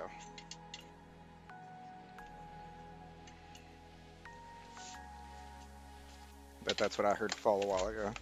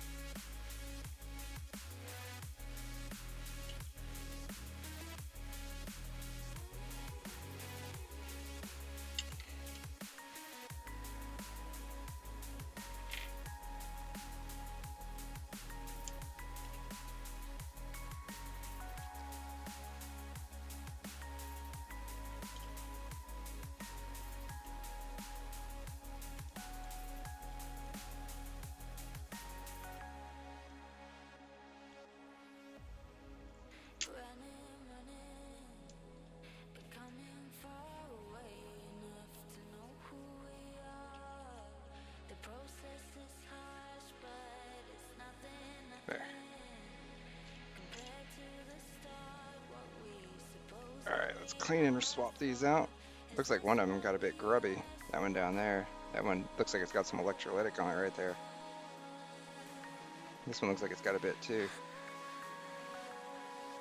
Let's give them a good scrub.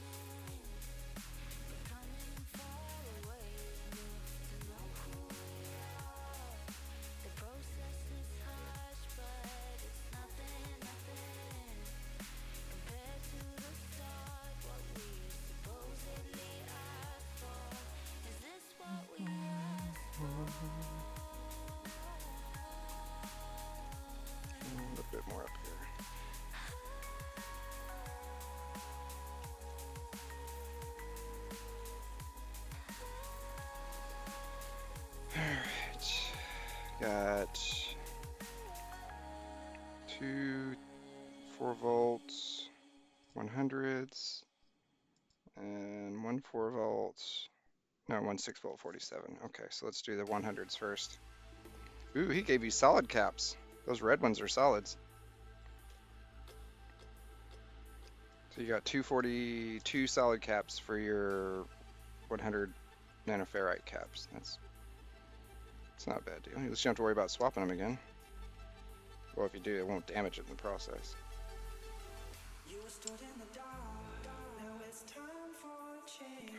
Fuck's sake, where did it go? Fucking kidding me? There it is.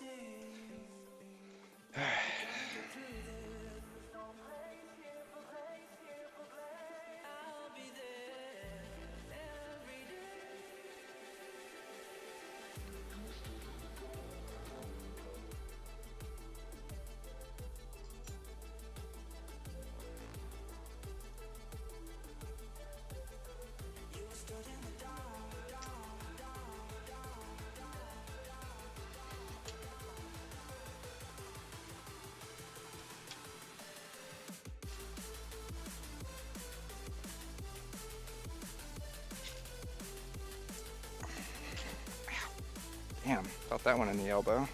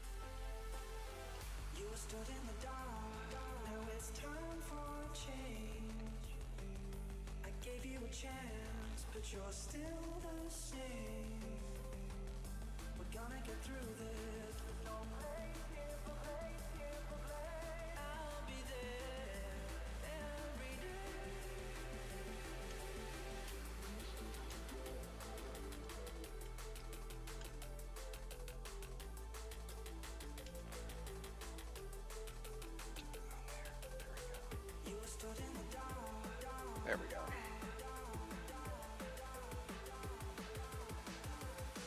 God, this thing really got very little wiggle room on this one. I'm gonna have to do this one left-handed, I think.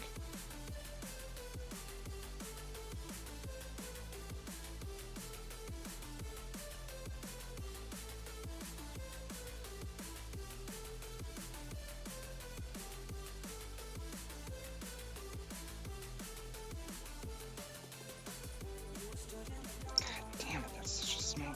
I'm gonna take the plastic off this one. It's too tight.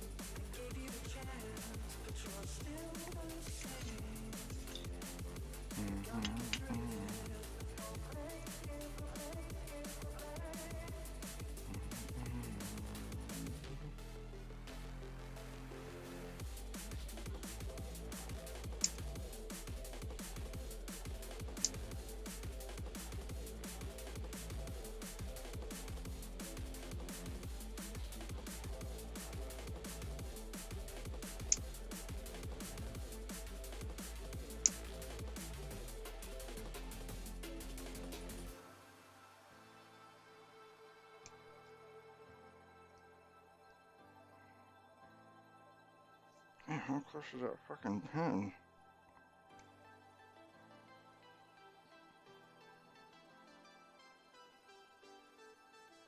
I don't know where he got these solid caps. They're definitely not Panasonics.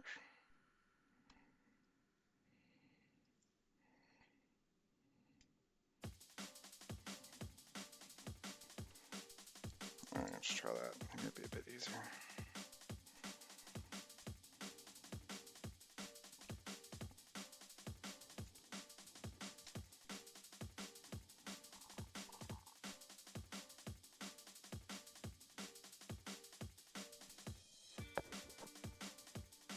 Why is there only one?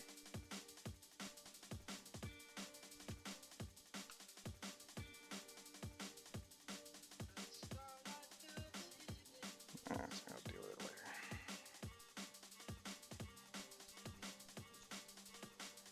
Did he really give you mismatching caps? Yes, he did.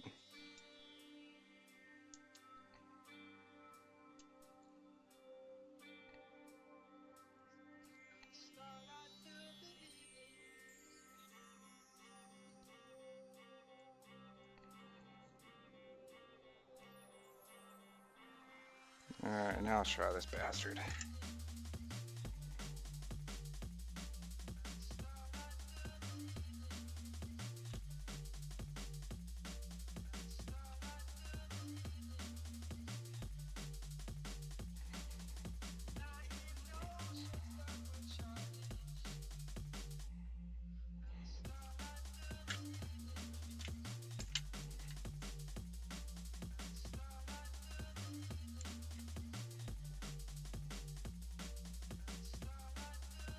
Get that squeeze in there.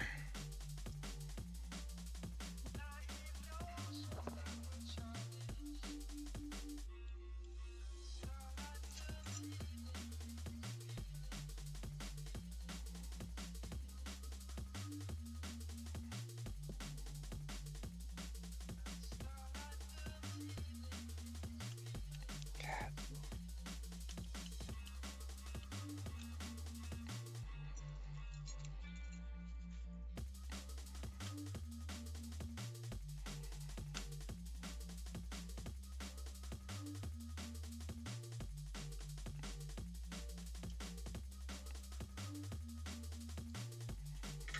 Whew. Damn, that's a real bitch to get that one. And it still ain't even in yet. Oh, you bastard.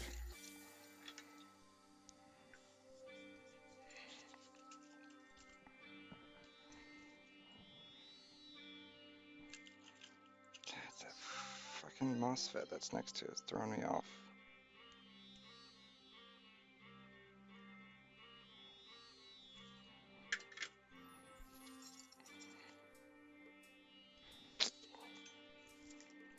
God damn, this is a fucking tricky one. Jesus.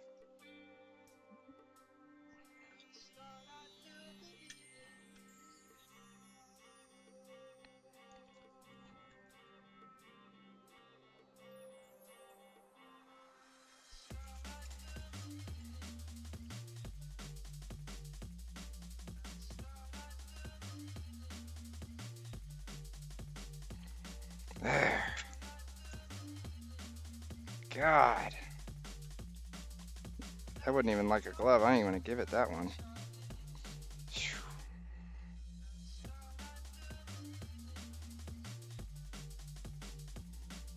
Alright, which one we got up next? So that was a 31-100.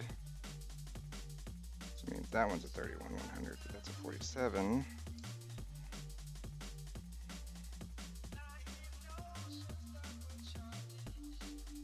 Interesting.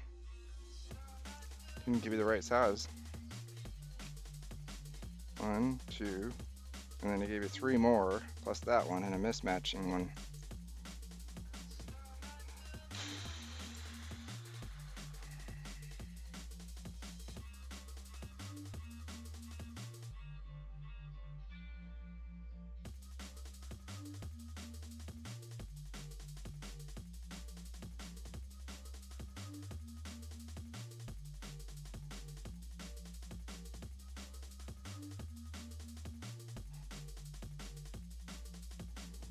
I don't think that one matches any of the ones I've done so far. So why did they even include that one? 24 volts.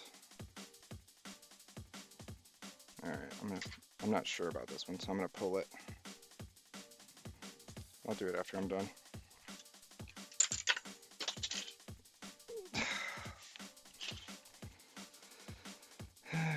Lordy, lordy.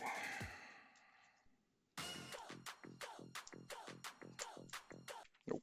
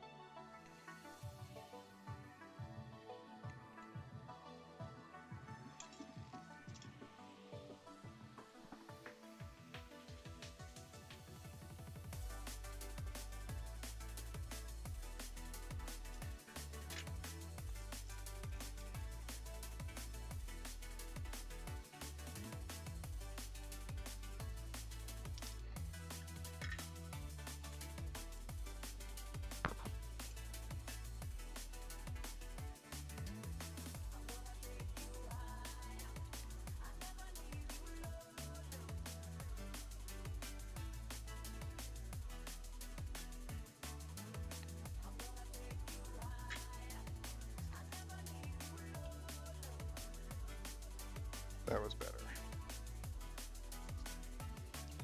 All right, that last one was 47 and 6, which was this one.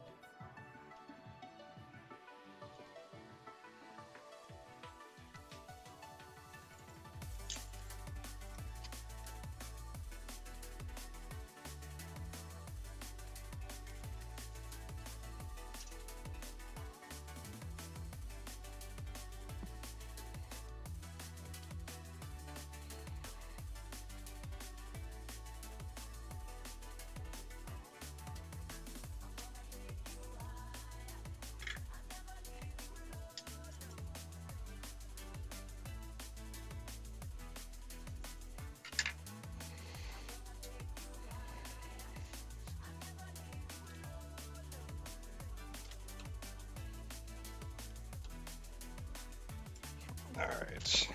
Oop. All right, we got to pull this red one off and then swap it with a different one because it doesn't match what was actually there originally, and I don't trust it.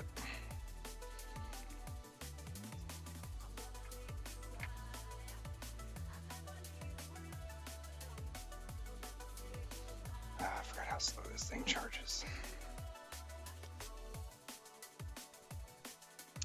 So far it seems okay. I think they've given you some extras, if anything. It seems okay for now.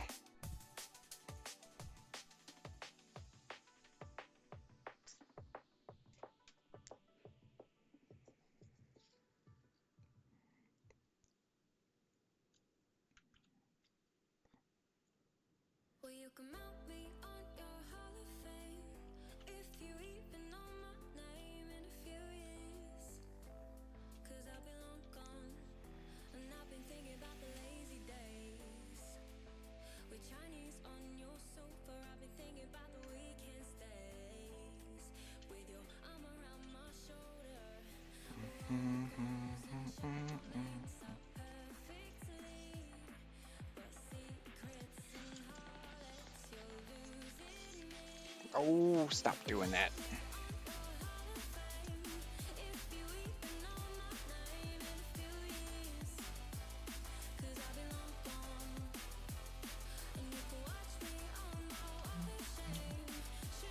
Might as well pull the other one on that. Should be 2 more. Yep. Okay, good. And then one's the big one and one's the little one. So they gave you 1 extra cap, counting that red one, which is for the 220. Yep.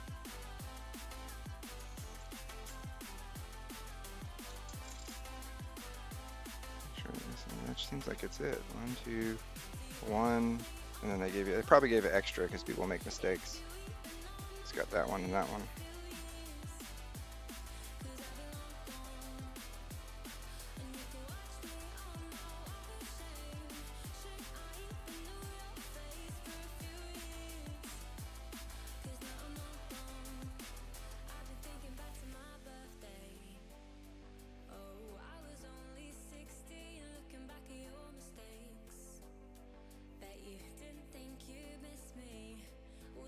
I'm gonna clip that one.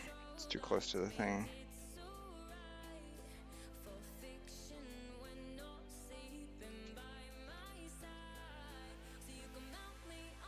God, neither one of those want to come off. Shit. There we go. Come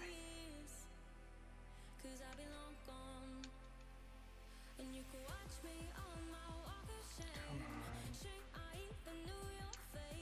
There we go.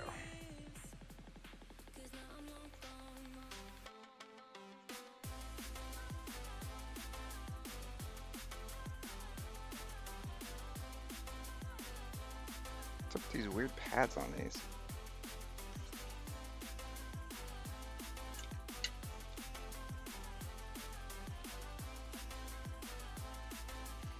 Ooh, this is gonna be a tough one in the back. I can already tell. There's that big clipper. No, you're okay. We don't need an. I've got plenty. I can source it. I've got spares. You're fine.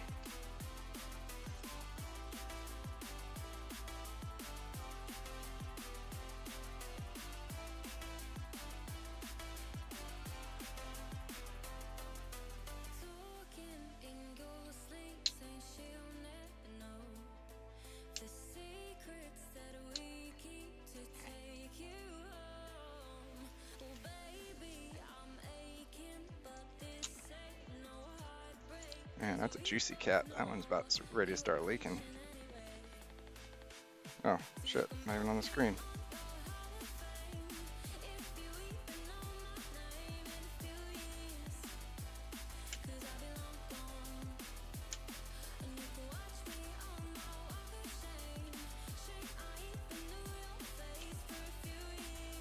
Come on. There we go. All right, there we go.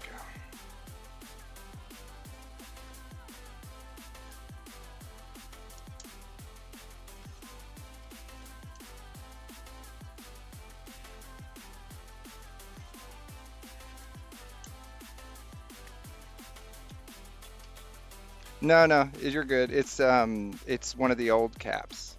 This one right here had started to leak, yeah, because whenever I cut it, it was really, really like loaded with fluid. It looked like it was all on the bottom. It looks like we caught it though. It didn't look like it damaged anything, so we're okay.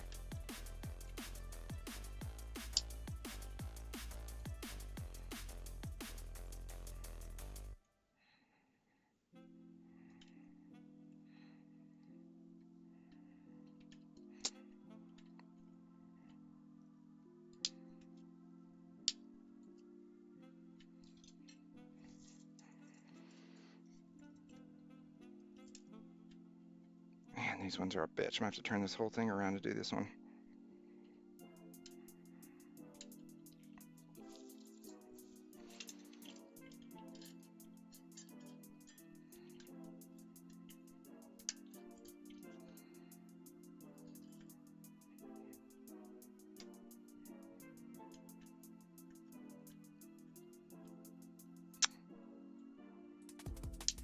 Thank you. God, thing broke in every way it was supposed to, but that one.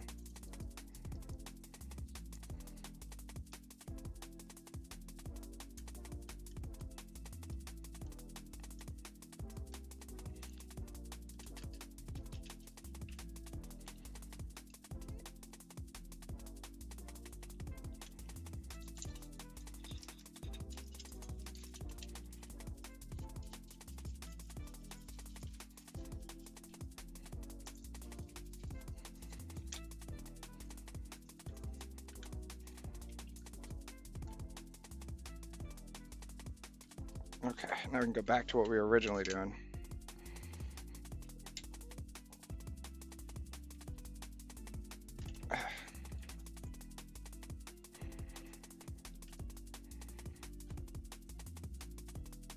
Okay.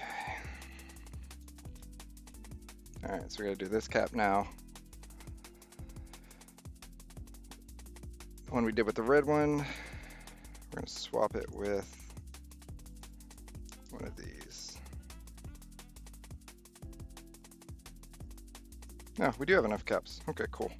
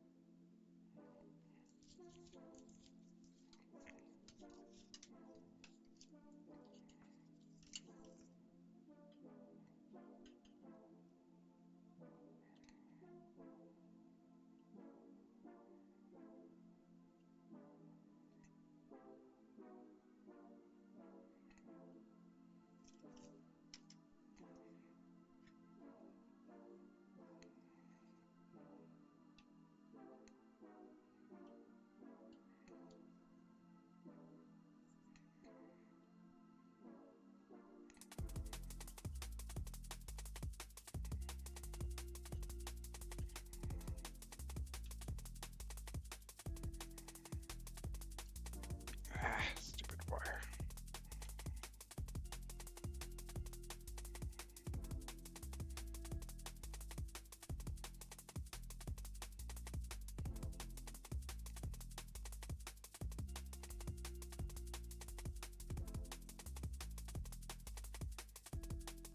There we go.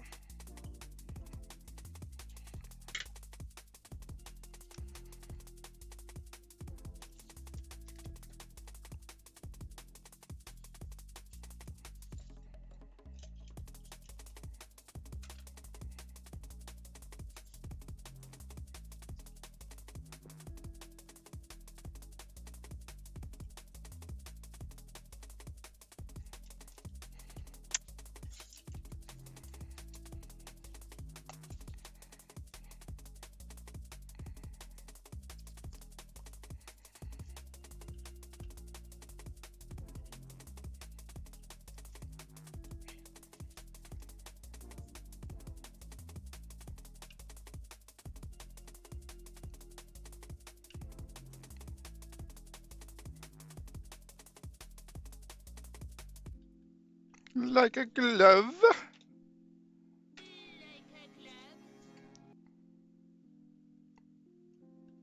Alright, let's clean that off. 2 more to go. Whew, man, these are worse than the freaking Super Nintendos. Jeebus.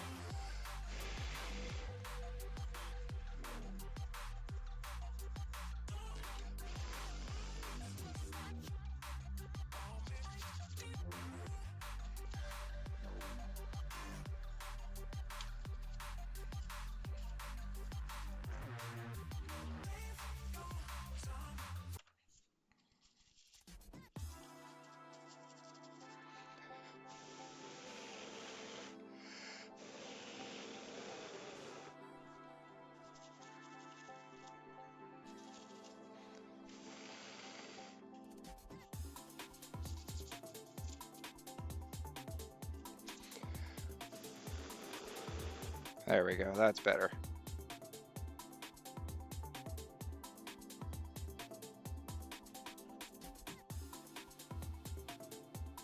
It's a weird looking coil. Gotta touch that one up just a tad. Just a smidgel. There we go. Alright, so there's one side done. Let's do the other side.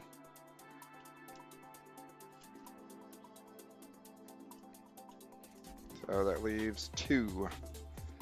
And they're the bitch of the bunch too, which is these top 2 from what I read. From what I gather.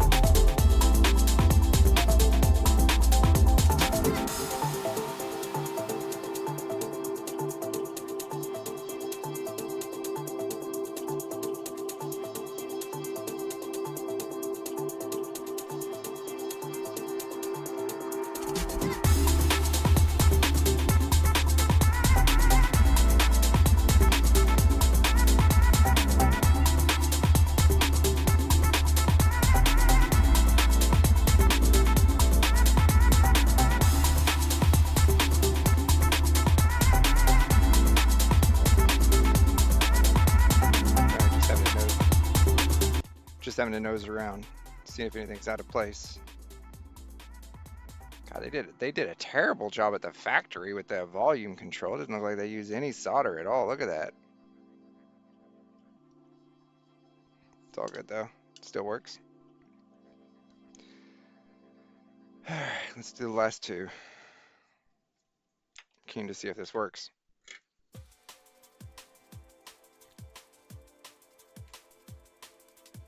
All right, we're gonna have to flip this thing around.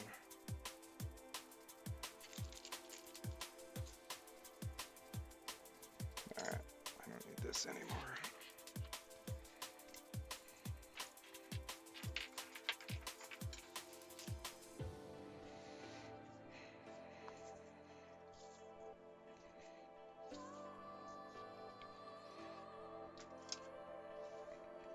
All right, what am I doing? Oh, turning this around. Okay. Don't need those.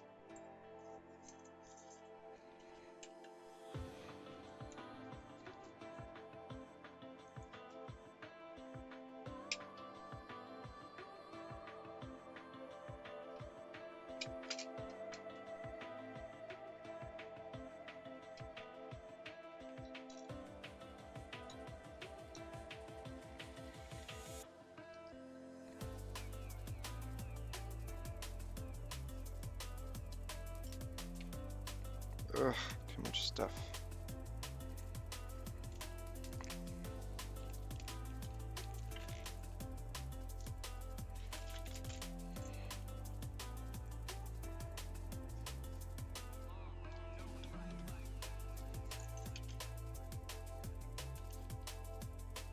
That's better.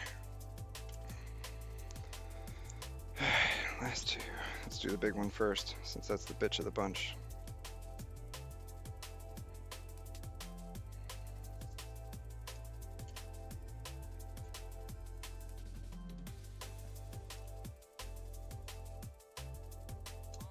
Oh, come on.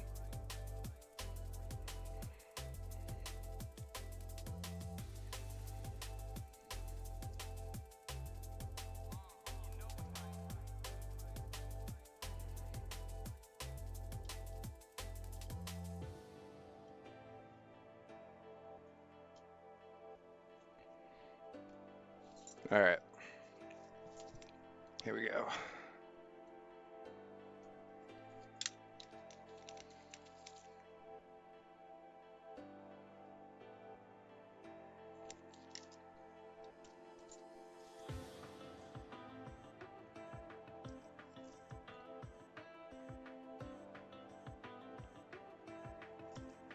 Ooh.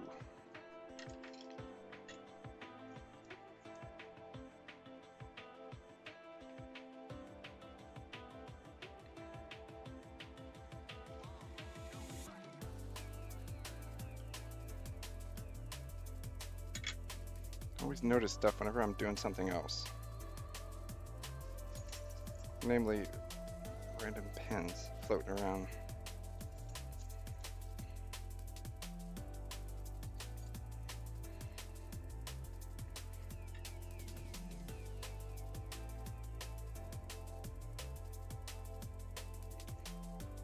All right, here we go.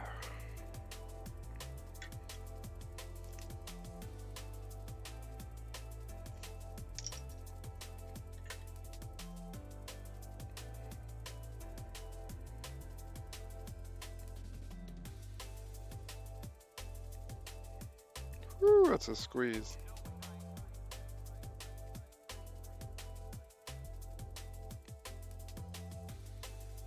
Whew, god damn, that's a tight squeeze. All right, let's get that left side. I'm gonna have to do this one left-handed.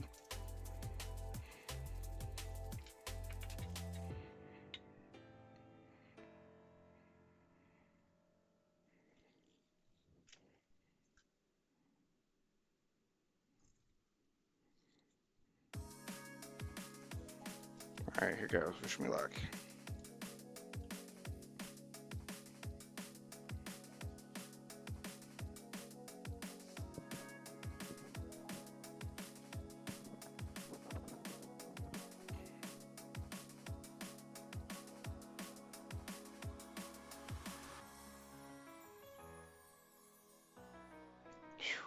There's one. That was a tough one.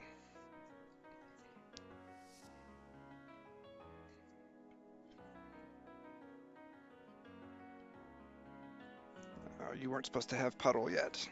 You are not approved for puddle, pad.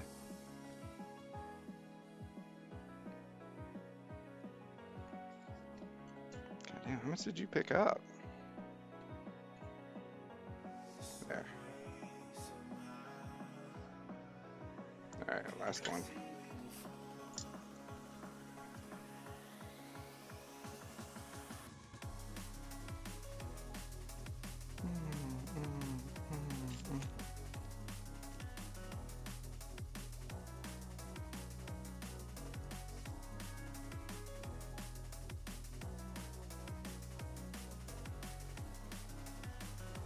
That's definitely it, right?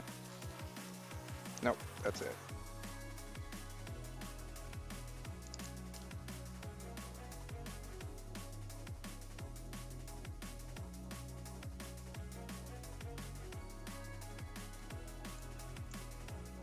All right. Here we go. Last one.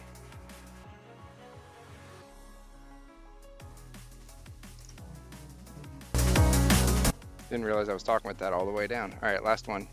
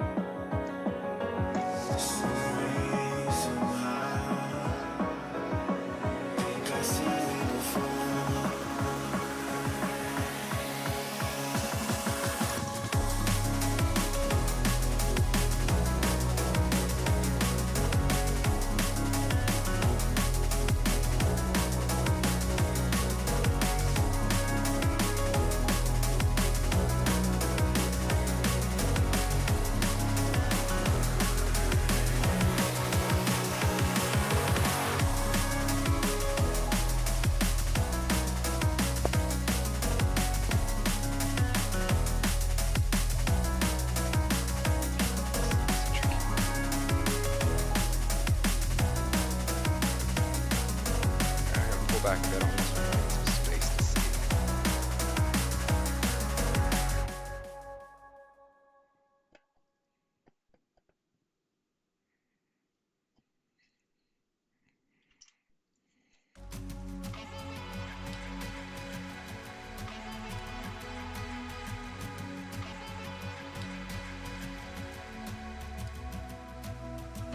Tell me, babe, you wanna leave this town?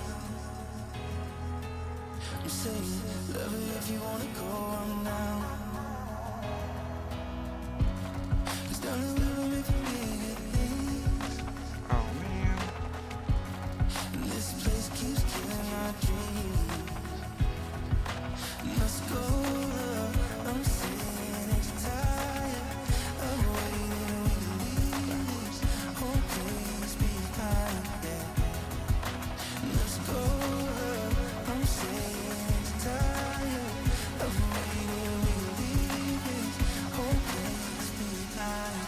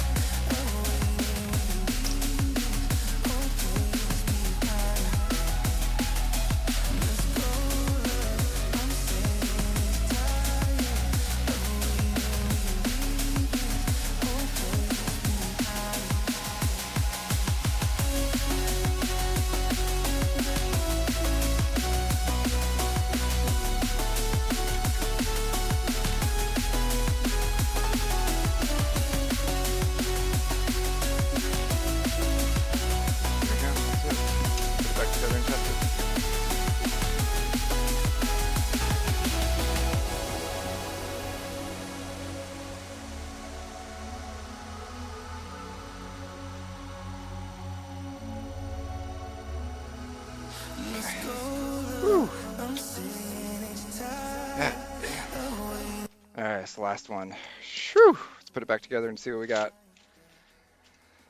Man, that was a lot worse than the Super Nintendo's. Okay.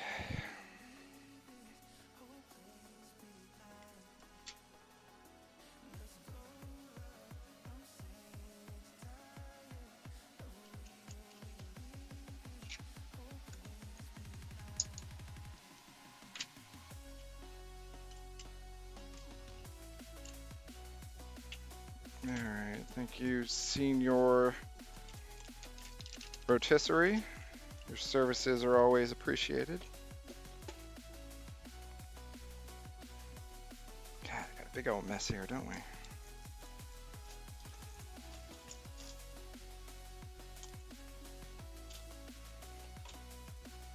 Alright, let's get all of our bits.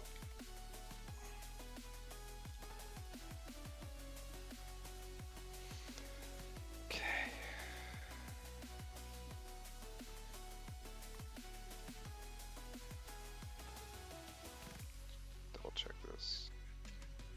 So that's the battery underneath, and that's the speaker above. Okay.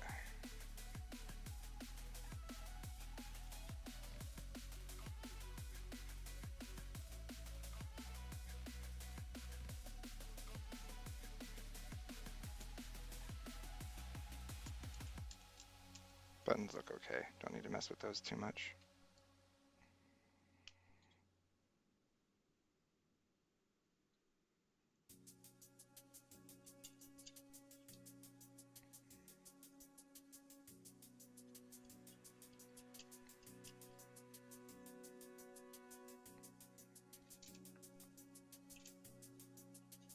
Ooh, almost forgot something important.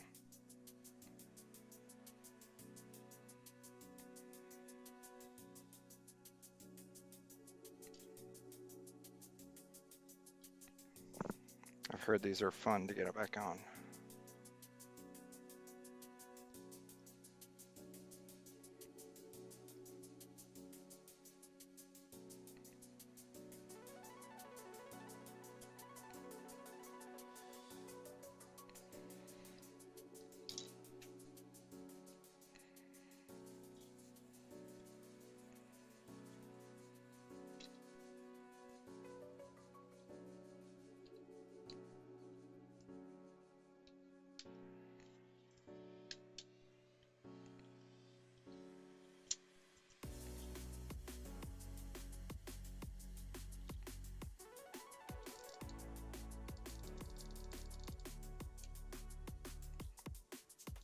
Action feels good again. Feels really good, actually. I think that contact cleaner might have done the trick. Okay, now it's back to what we were doing before. Should be like this, but where's the speaker go? That's the million-dollar question.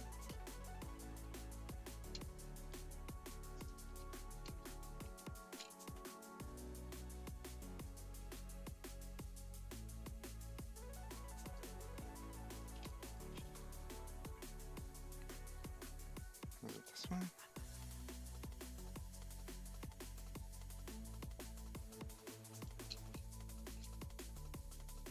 There's the speaker in the front. Where's the speaker in the back?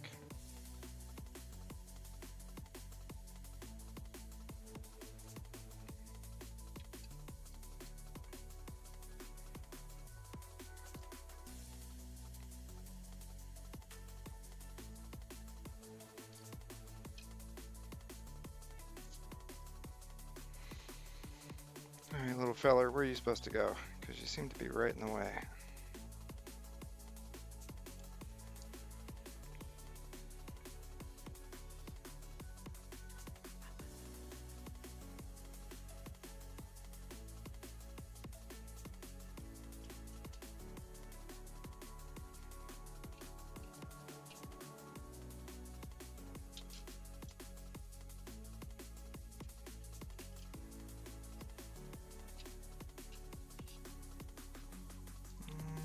Come on, stupid speaker, which way did you come in?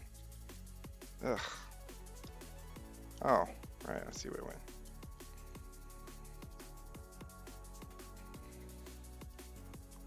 Like that.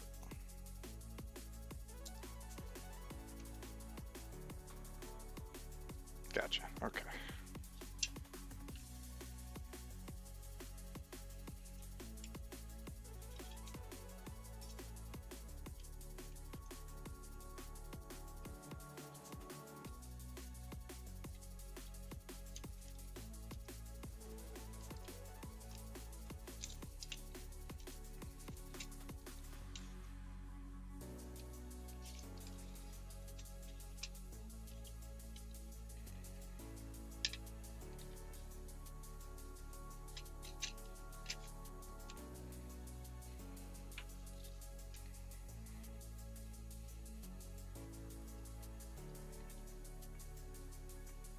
Okay.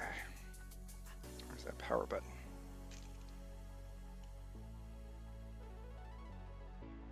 Oh, it's built in. Okay.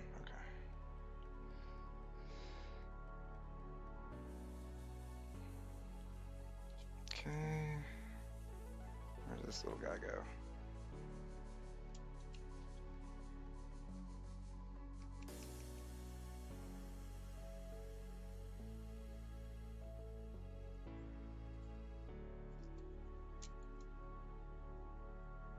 Hang on a minute, where's that stupid thing at?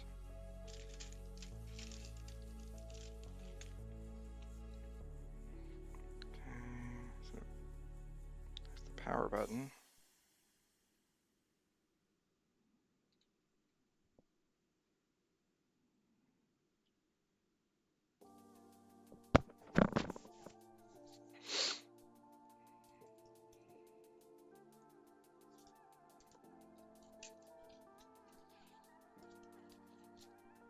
Hang on, look at all the bits and pieces. It's a damn rubber button.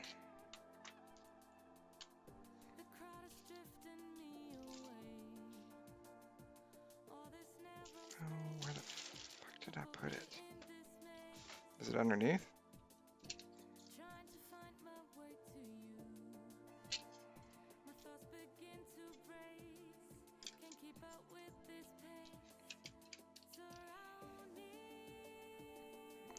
Alright, am I going fucking crazy? Where did I put the power button? Stupid tweezers.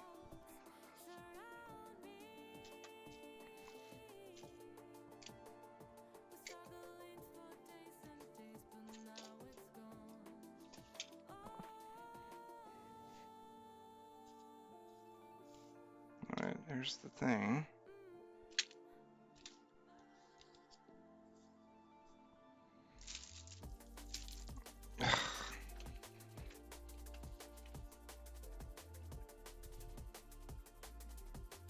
I feel like I just had it 2 seconds ago.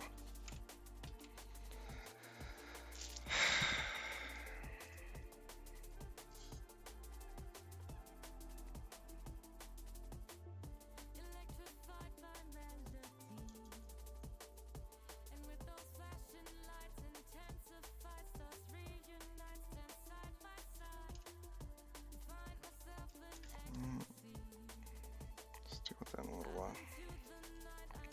Just want to see if it powers on first.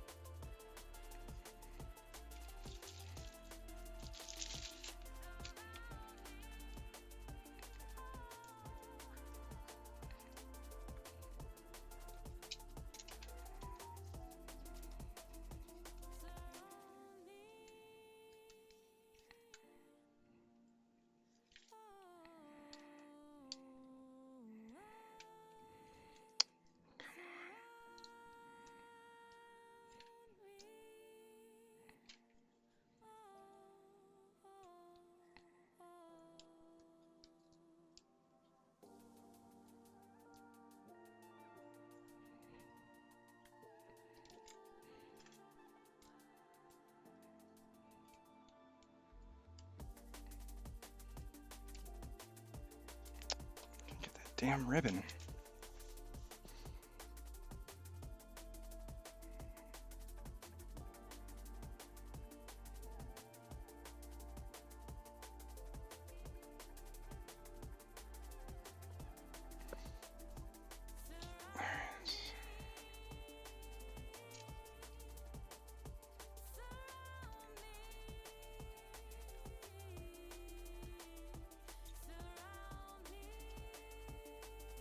Okay, gotta get a grip on it.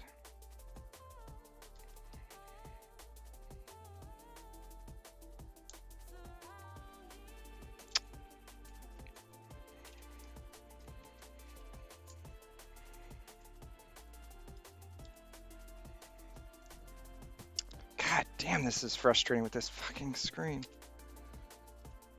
Like everything blocks your vision.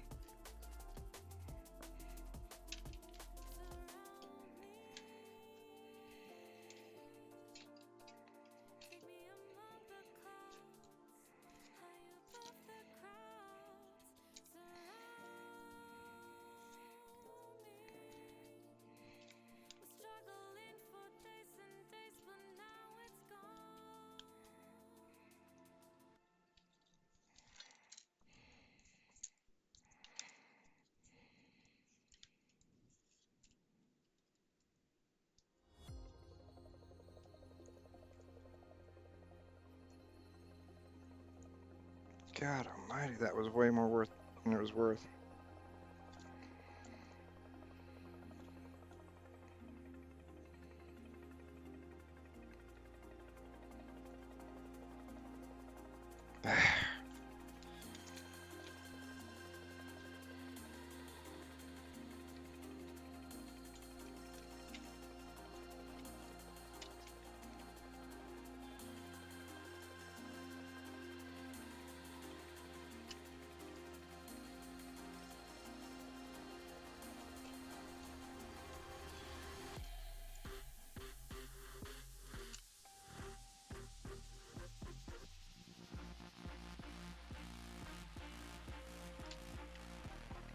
Where'd the thing go?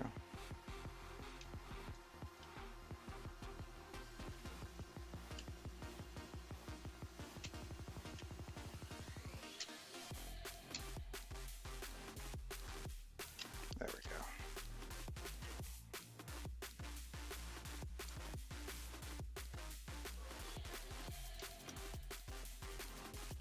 go. Ugh, finally.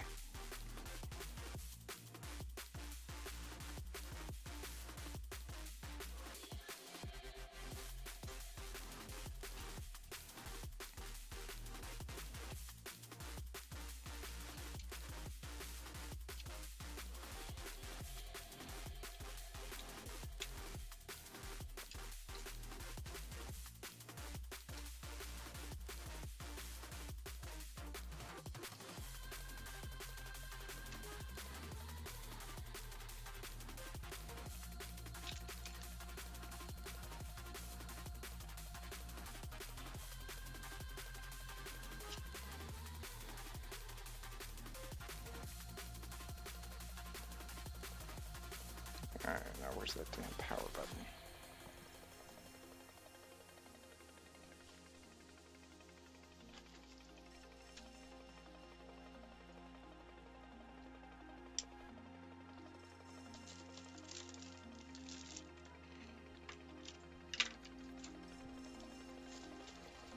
Alright, this thing had to have like fallen or something.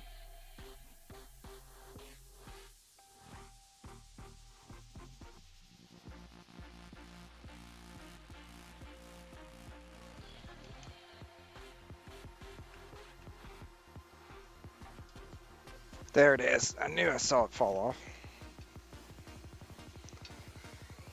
Okay.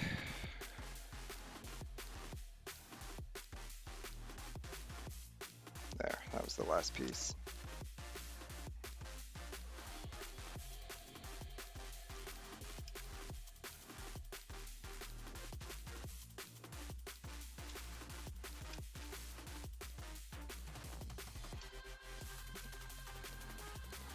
Just like there's so much stuff to block you on these. Just like everything has to be like perfect or it won't go in. There. And the power button.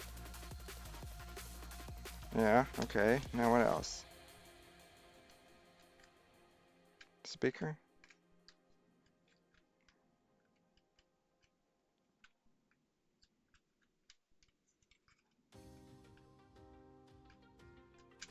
Come on.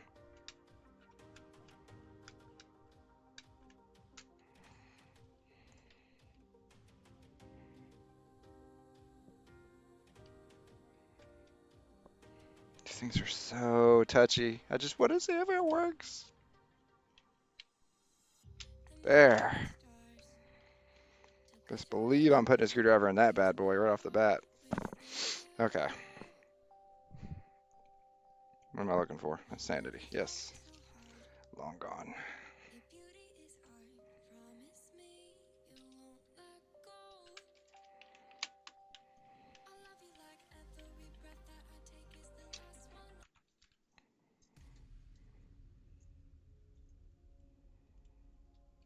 All right, we're just gonna do a quick and dirty screw together. I just want to see if it powers on.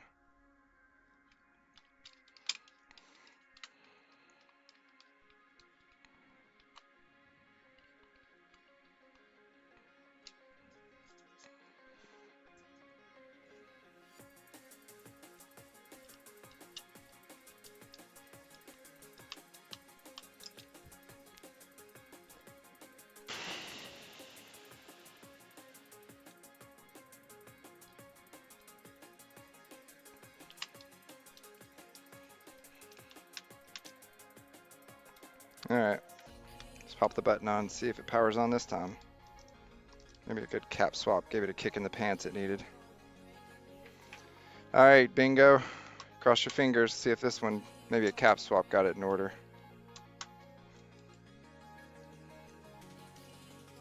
Oh, oh, oh, first time, did you see that? Hang on, hang on.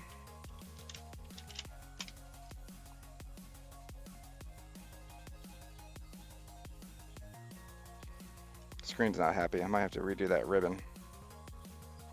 To start,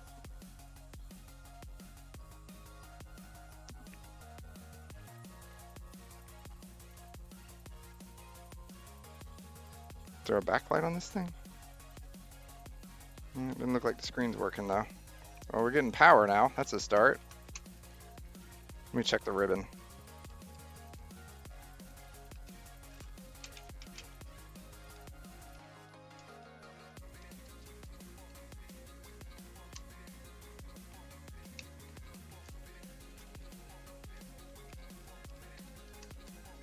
Oh, come on.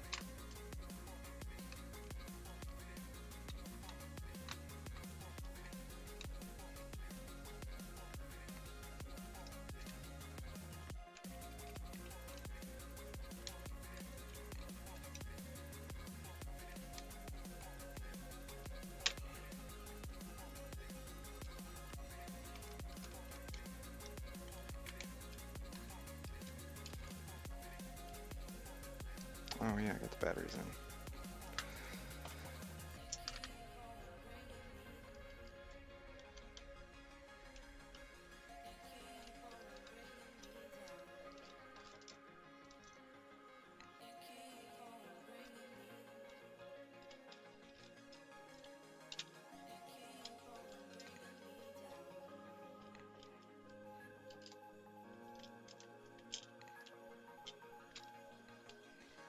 All right, let's check that ribbon cable.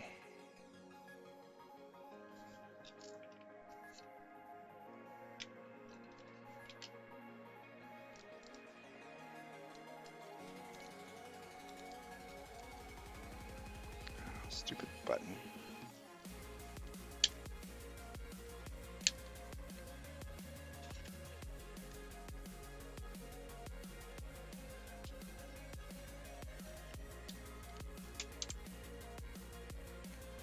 All right.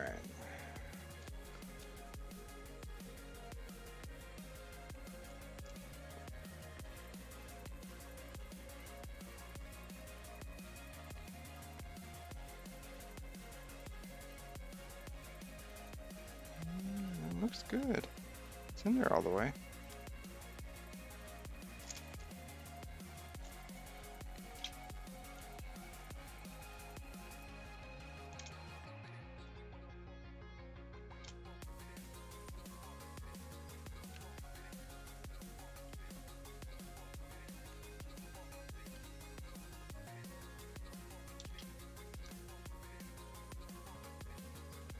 Ribbon looks good. It's in on both sides.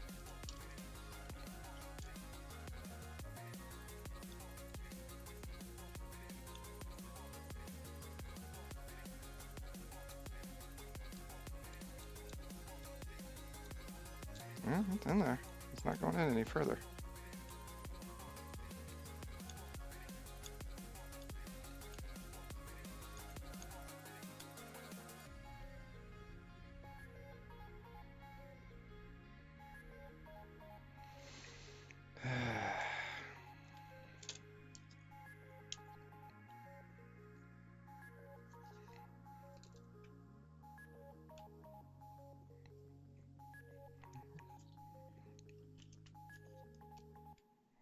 Looks good. Looks pretty damn good. So why is it not wanting to give me any display?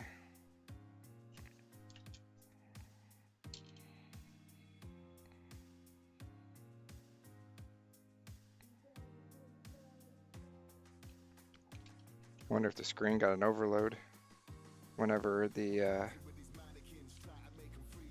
caps were on their way out.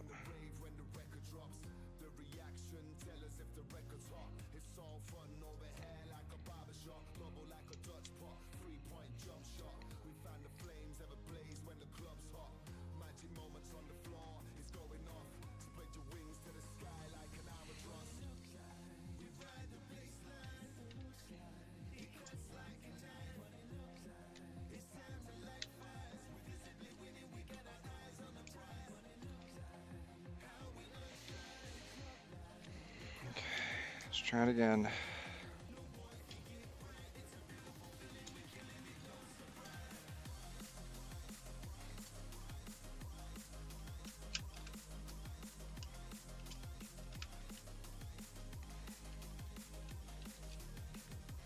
All right, one more try for the night.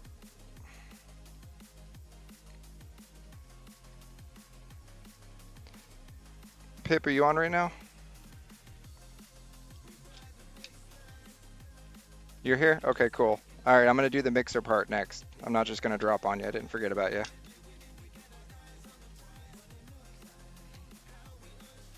I got you, buddy. I didn't forget about you, Pip. All right, we're gonna try one more time, see if we get the screen back. We may have to look at consolidating these two down into one good unit. We'll see, because I'm definitely getting everything else but video, and the ribbon is definitely 100% in there.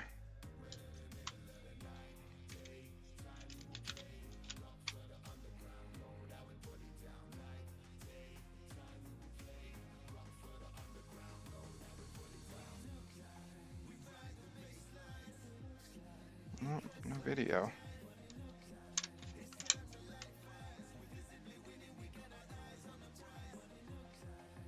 Hmm.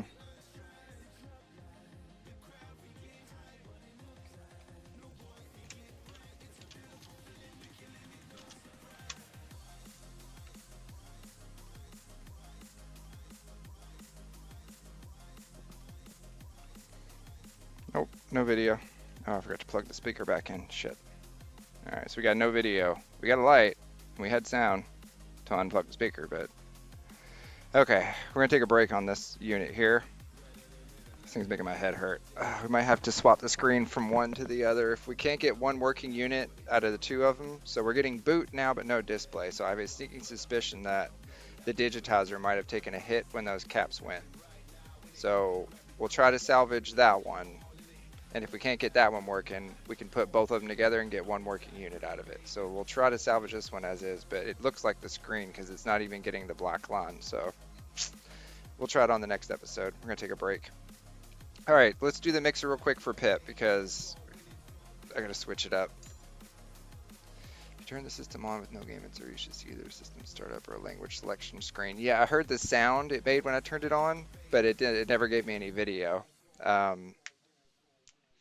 So it's not the game and it's not the slot. Otherwise we would see that, but no game. All right, we're gonna have to do some picking and prodding with that one. Keep all these screws together. Hang on before I forget. All right, we'll get you there somehow, one way or the other. We might have to cannibalize one for the other, but we'll get you one working unit out of it with good caps. Don't worry. It may just be a screen swap. Since we've got the other one, we can just swap it out, and then if the screen starts working, we know it was the screen. If it doesn't start working, then we know it's something else.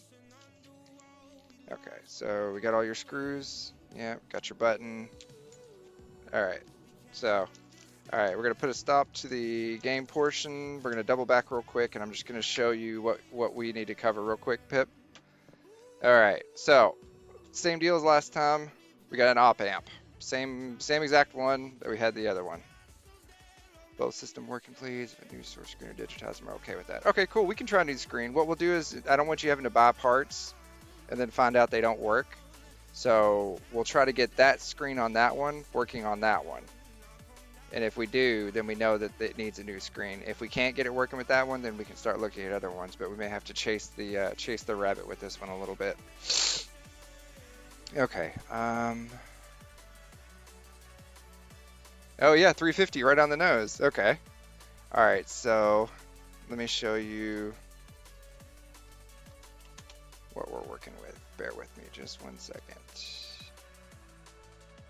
Here we go. So this will be your most, share my screen.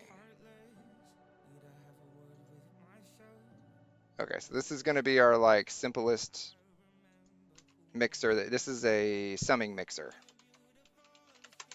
Right, so this is not an operational mixer. It's pretty simple. These are actually extremely simple. You get your op amp, like we got here. In this case, this is a dual op amp, but you know, any op amp will do. Any op amp will work. In this case, we're using the same ones as before. The TL, I'm actually using the TL072, which is perfectly good for this usage. So you need your negative voltage and your regular voltage, okay?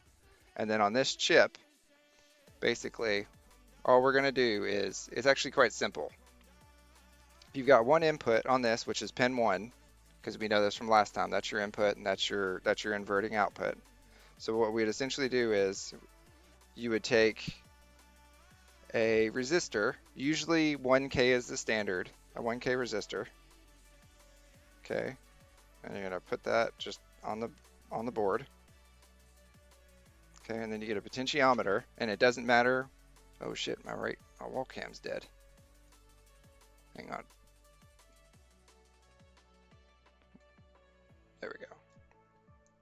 Right, so for each input that you're going to do on a mixer, it's going to be a repeating pattern just like this. And all that pattern is a potentiometer and an op-amp in, and then another potentiometer for the volume out. This is actually a really simple circuit. So if we were doing this in practice, what we'd be doing is you'd have a 1K input, right? So this would be whatever your input is. Let's say, for example, here we'll use this one, right? And it doesn't really matter if as long as it's a phono cable, your headphone, your single channel speakers, right, always have a ground and an input, right? So in this case, if we had an input, we would put the input on ground or negative, and then we would run the input here, and you do that through a 1K resistor. 1K is perfectly fine.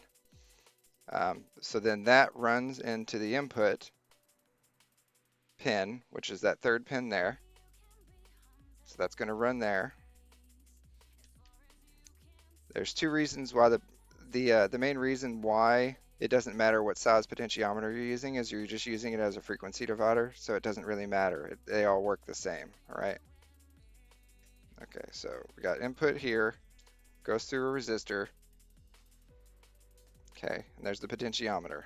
Okay, so the way this is going to be hooked up is you got your input, there. So we got 3 pins, just like this. Right, one's going to go to 1, that's going to be the output, and then that's going to go to ground. All right,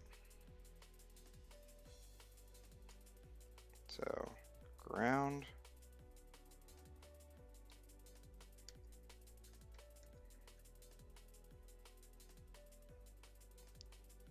right there, just like that, ground.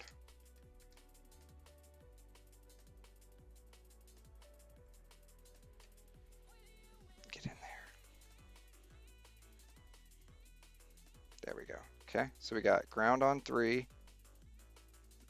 There. So we got ground on 3. We got the resistor, which is behind the input on 1, and this will be your output in the middle pin here. So let's mark it.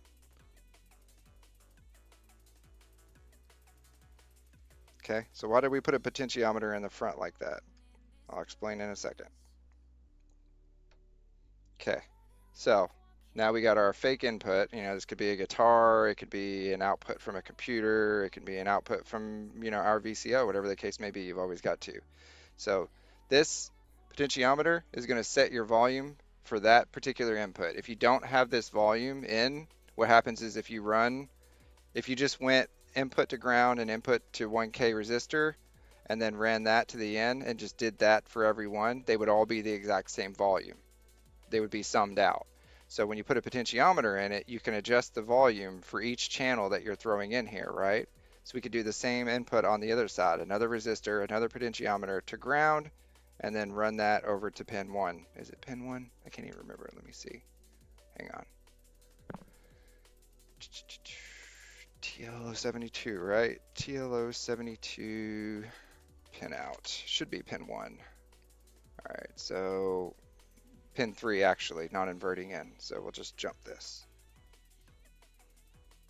And this will go from here to pin 3. 1, 2, 3, right? So all the inputs on your mixer, it doesn't matter if it's 2, 3, 4, or 20, right? Or 500. They're all going to go into this same pin, pin 3. Because pin 3 on the op amp is, as you can see,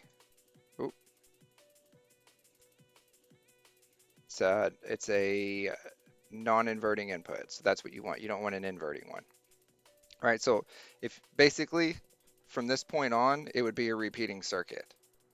So what we would do is we've got our one, this is one channel in, right? And we would turn this, you know, set our volume.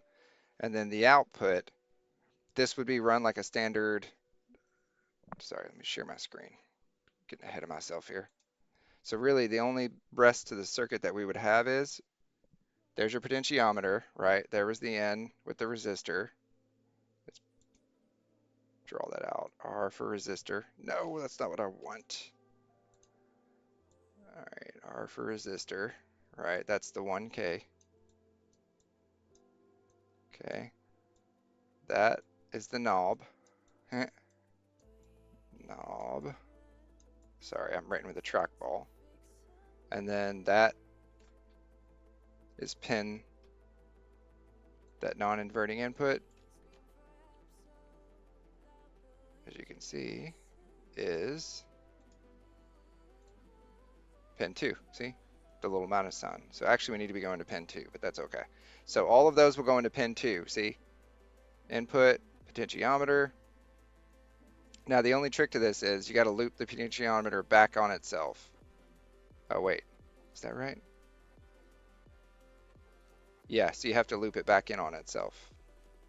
So you'll need to short the pins as well. So what does that mean? It means we just need a jumper between there and there. You got to short the pins. That's what that little arrow pointing back means, right? Oh no, wait.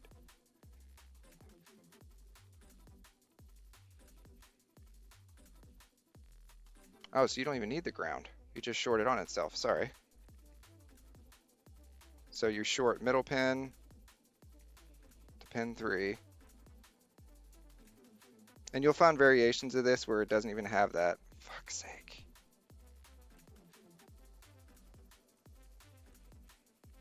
I know it's a little sloppy, I'm sorry. Fuck's sake. Come on, get in there.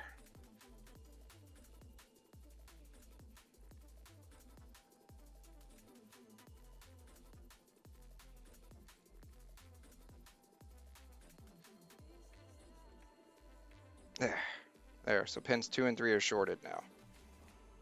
And then the output runs in. So this basically controls the volume of that one input.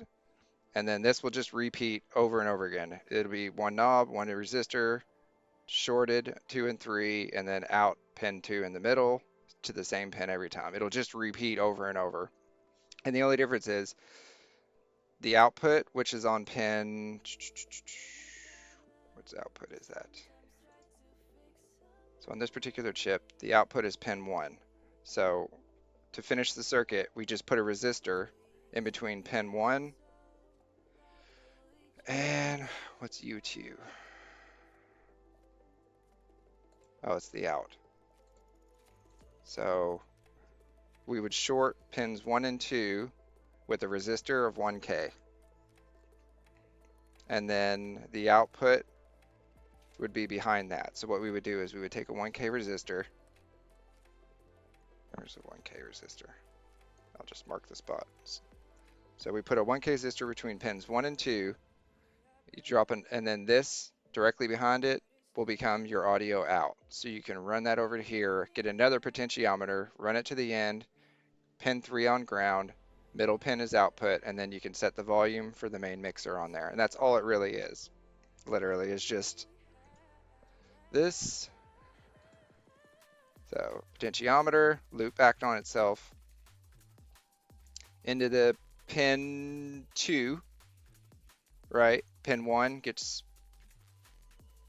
I think you have to short ground on pin 1. This was a quick one, but yeah, it's really simple. It's literally just the potentiometer to the output, and then the inverting in on an op amp always gets connected. You see this a lot with audio circuits. You'll get the inverted in connected to the output of the op amp, which is, I mean, see, like this one had it too, right? There's the inverted in, there's the output, there's a cap in the middle. This, and then there's the output. This is a standard configuration for mixers.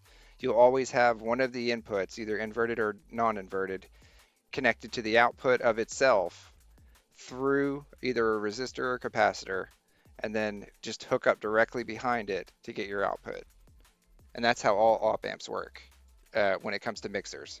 So it would be resistor 1 to 2, output on 1, runs over, and you can either use that output on its own or run it through a potentiometer, and then you got an output volume.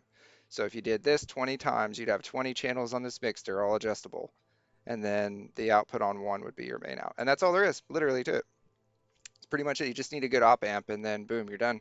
So we're going to do that on the next episode. We're going to build this out properly, and we're going to run how before we had 3 inputs on our op amp, on our VCO a while ago. Got 2 outputs. We're going to consolidate those down into 1 on our next episode, but it's like 4 hours in. I'm tired, so I'm going to call it a night, guys. We're going to jump back on trying to fix this handheld on the next episode as well.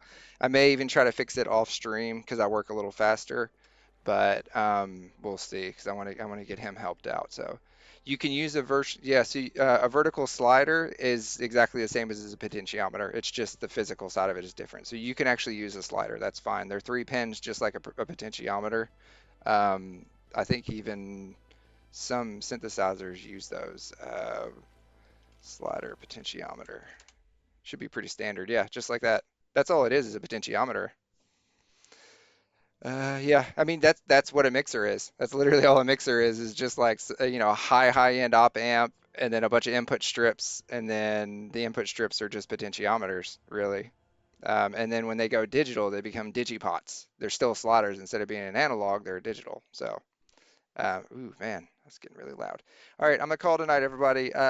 For Bing, I'm going to keep working on your Neo Geo and try to get it consolidated. I'm gonna try to get them both fixed. I'm gonna send you a link for the screen, see if you want to snag one up. If you snag up a screen, let me know. I'll try that. But I'm gonna try the other one first to see if it works because I don't want you buying some shit that you don't need. So anyway, have a good night, everybody. Thanks for joining. It was a good episode, and we'll do another one in the next 24 hours, I promise. Take care. Deuces.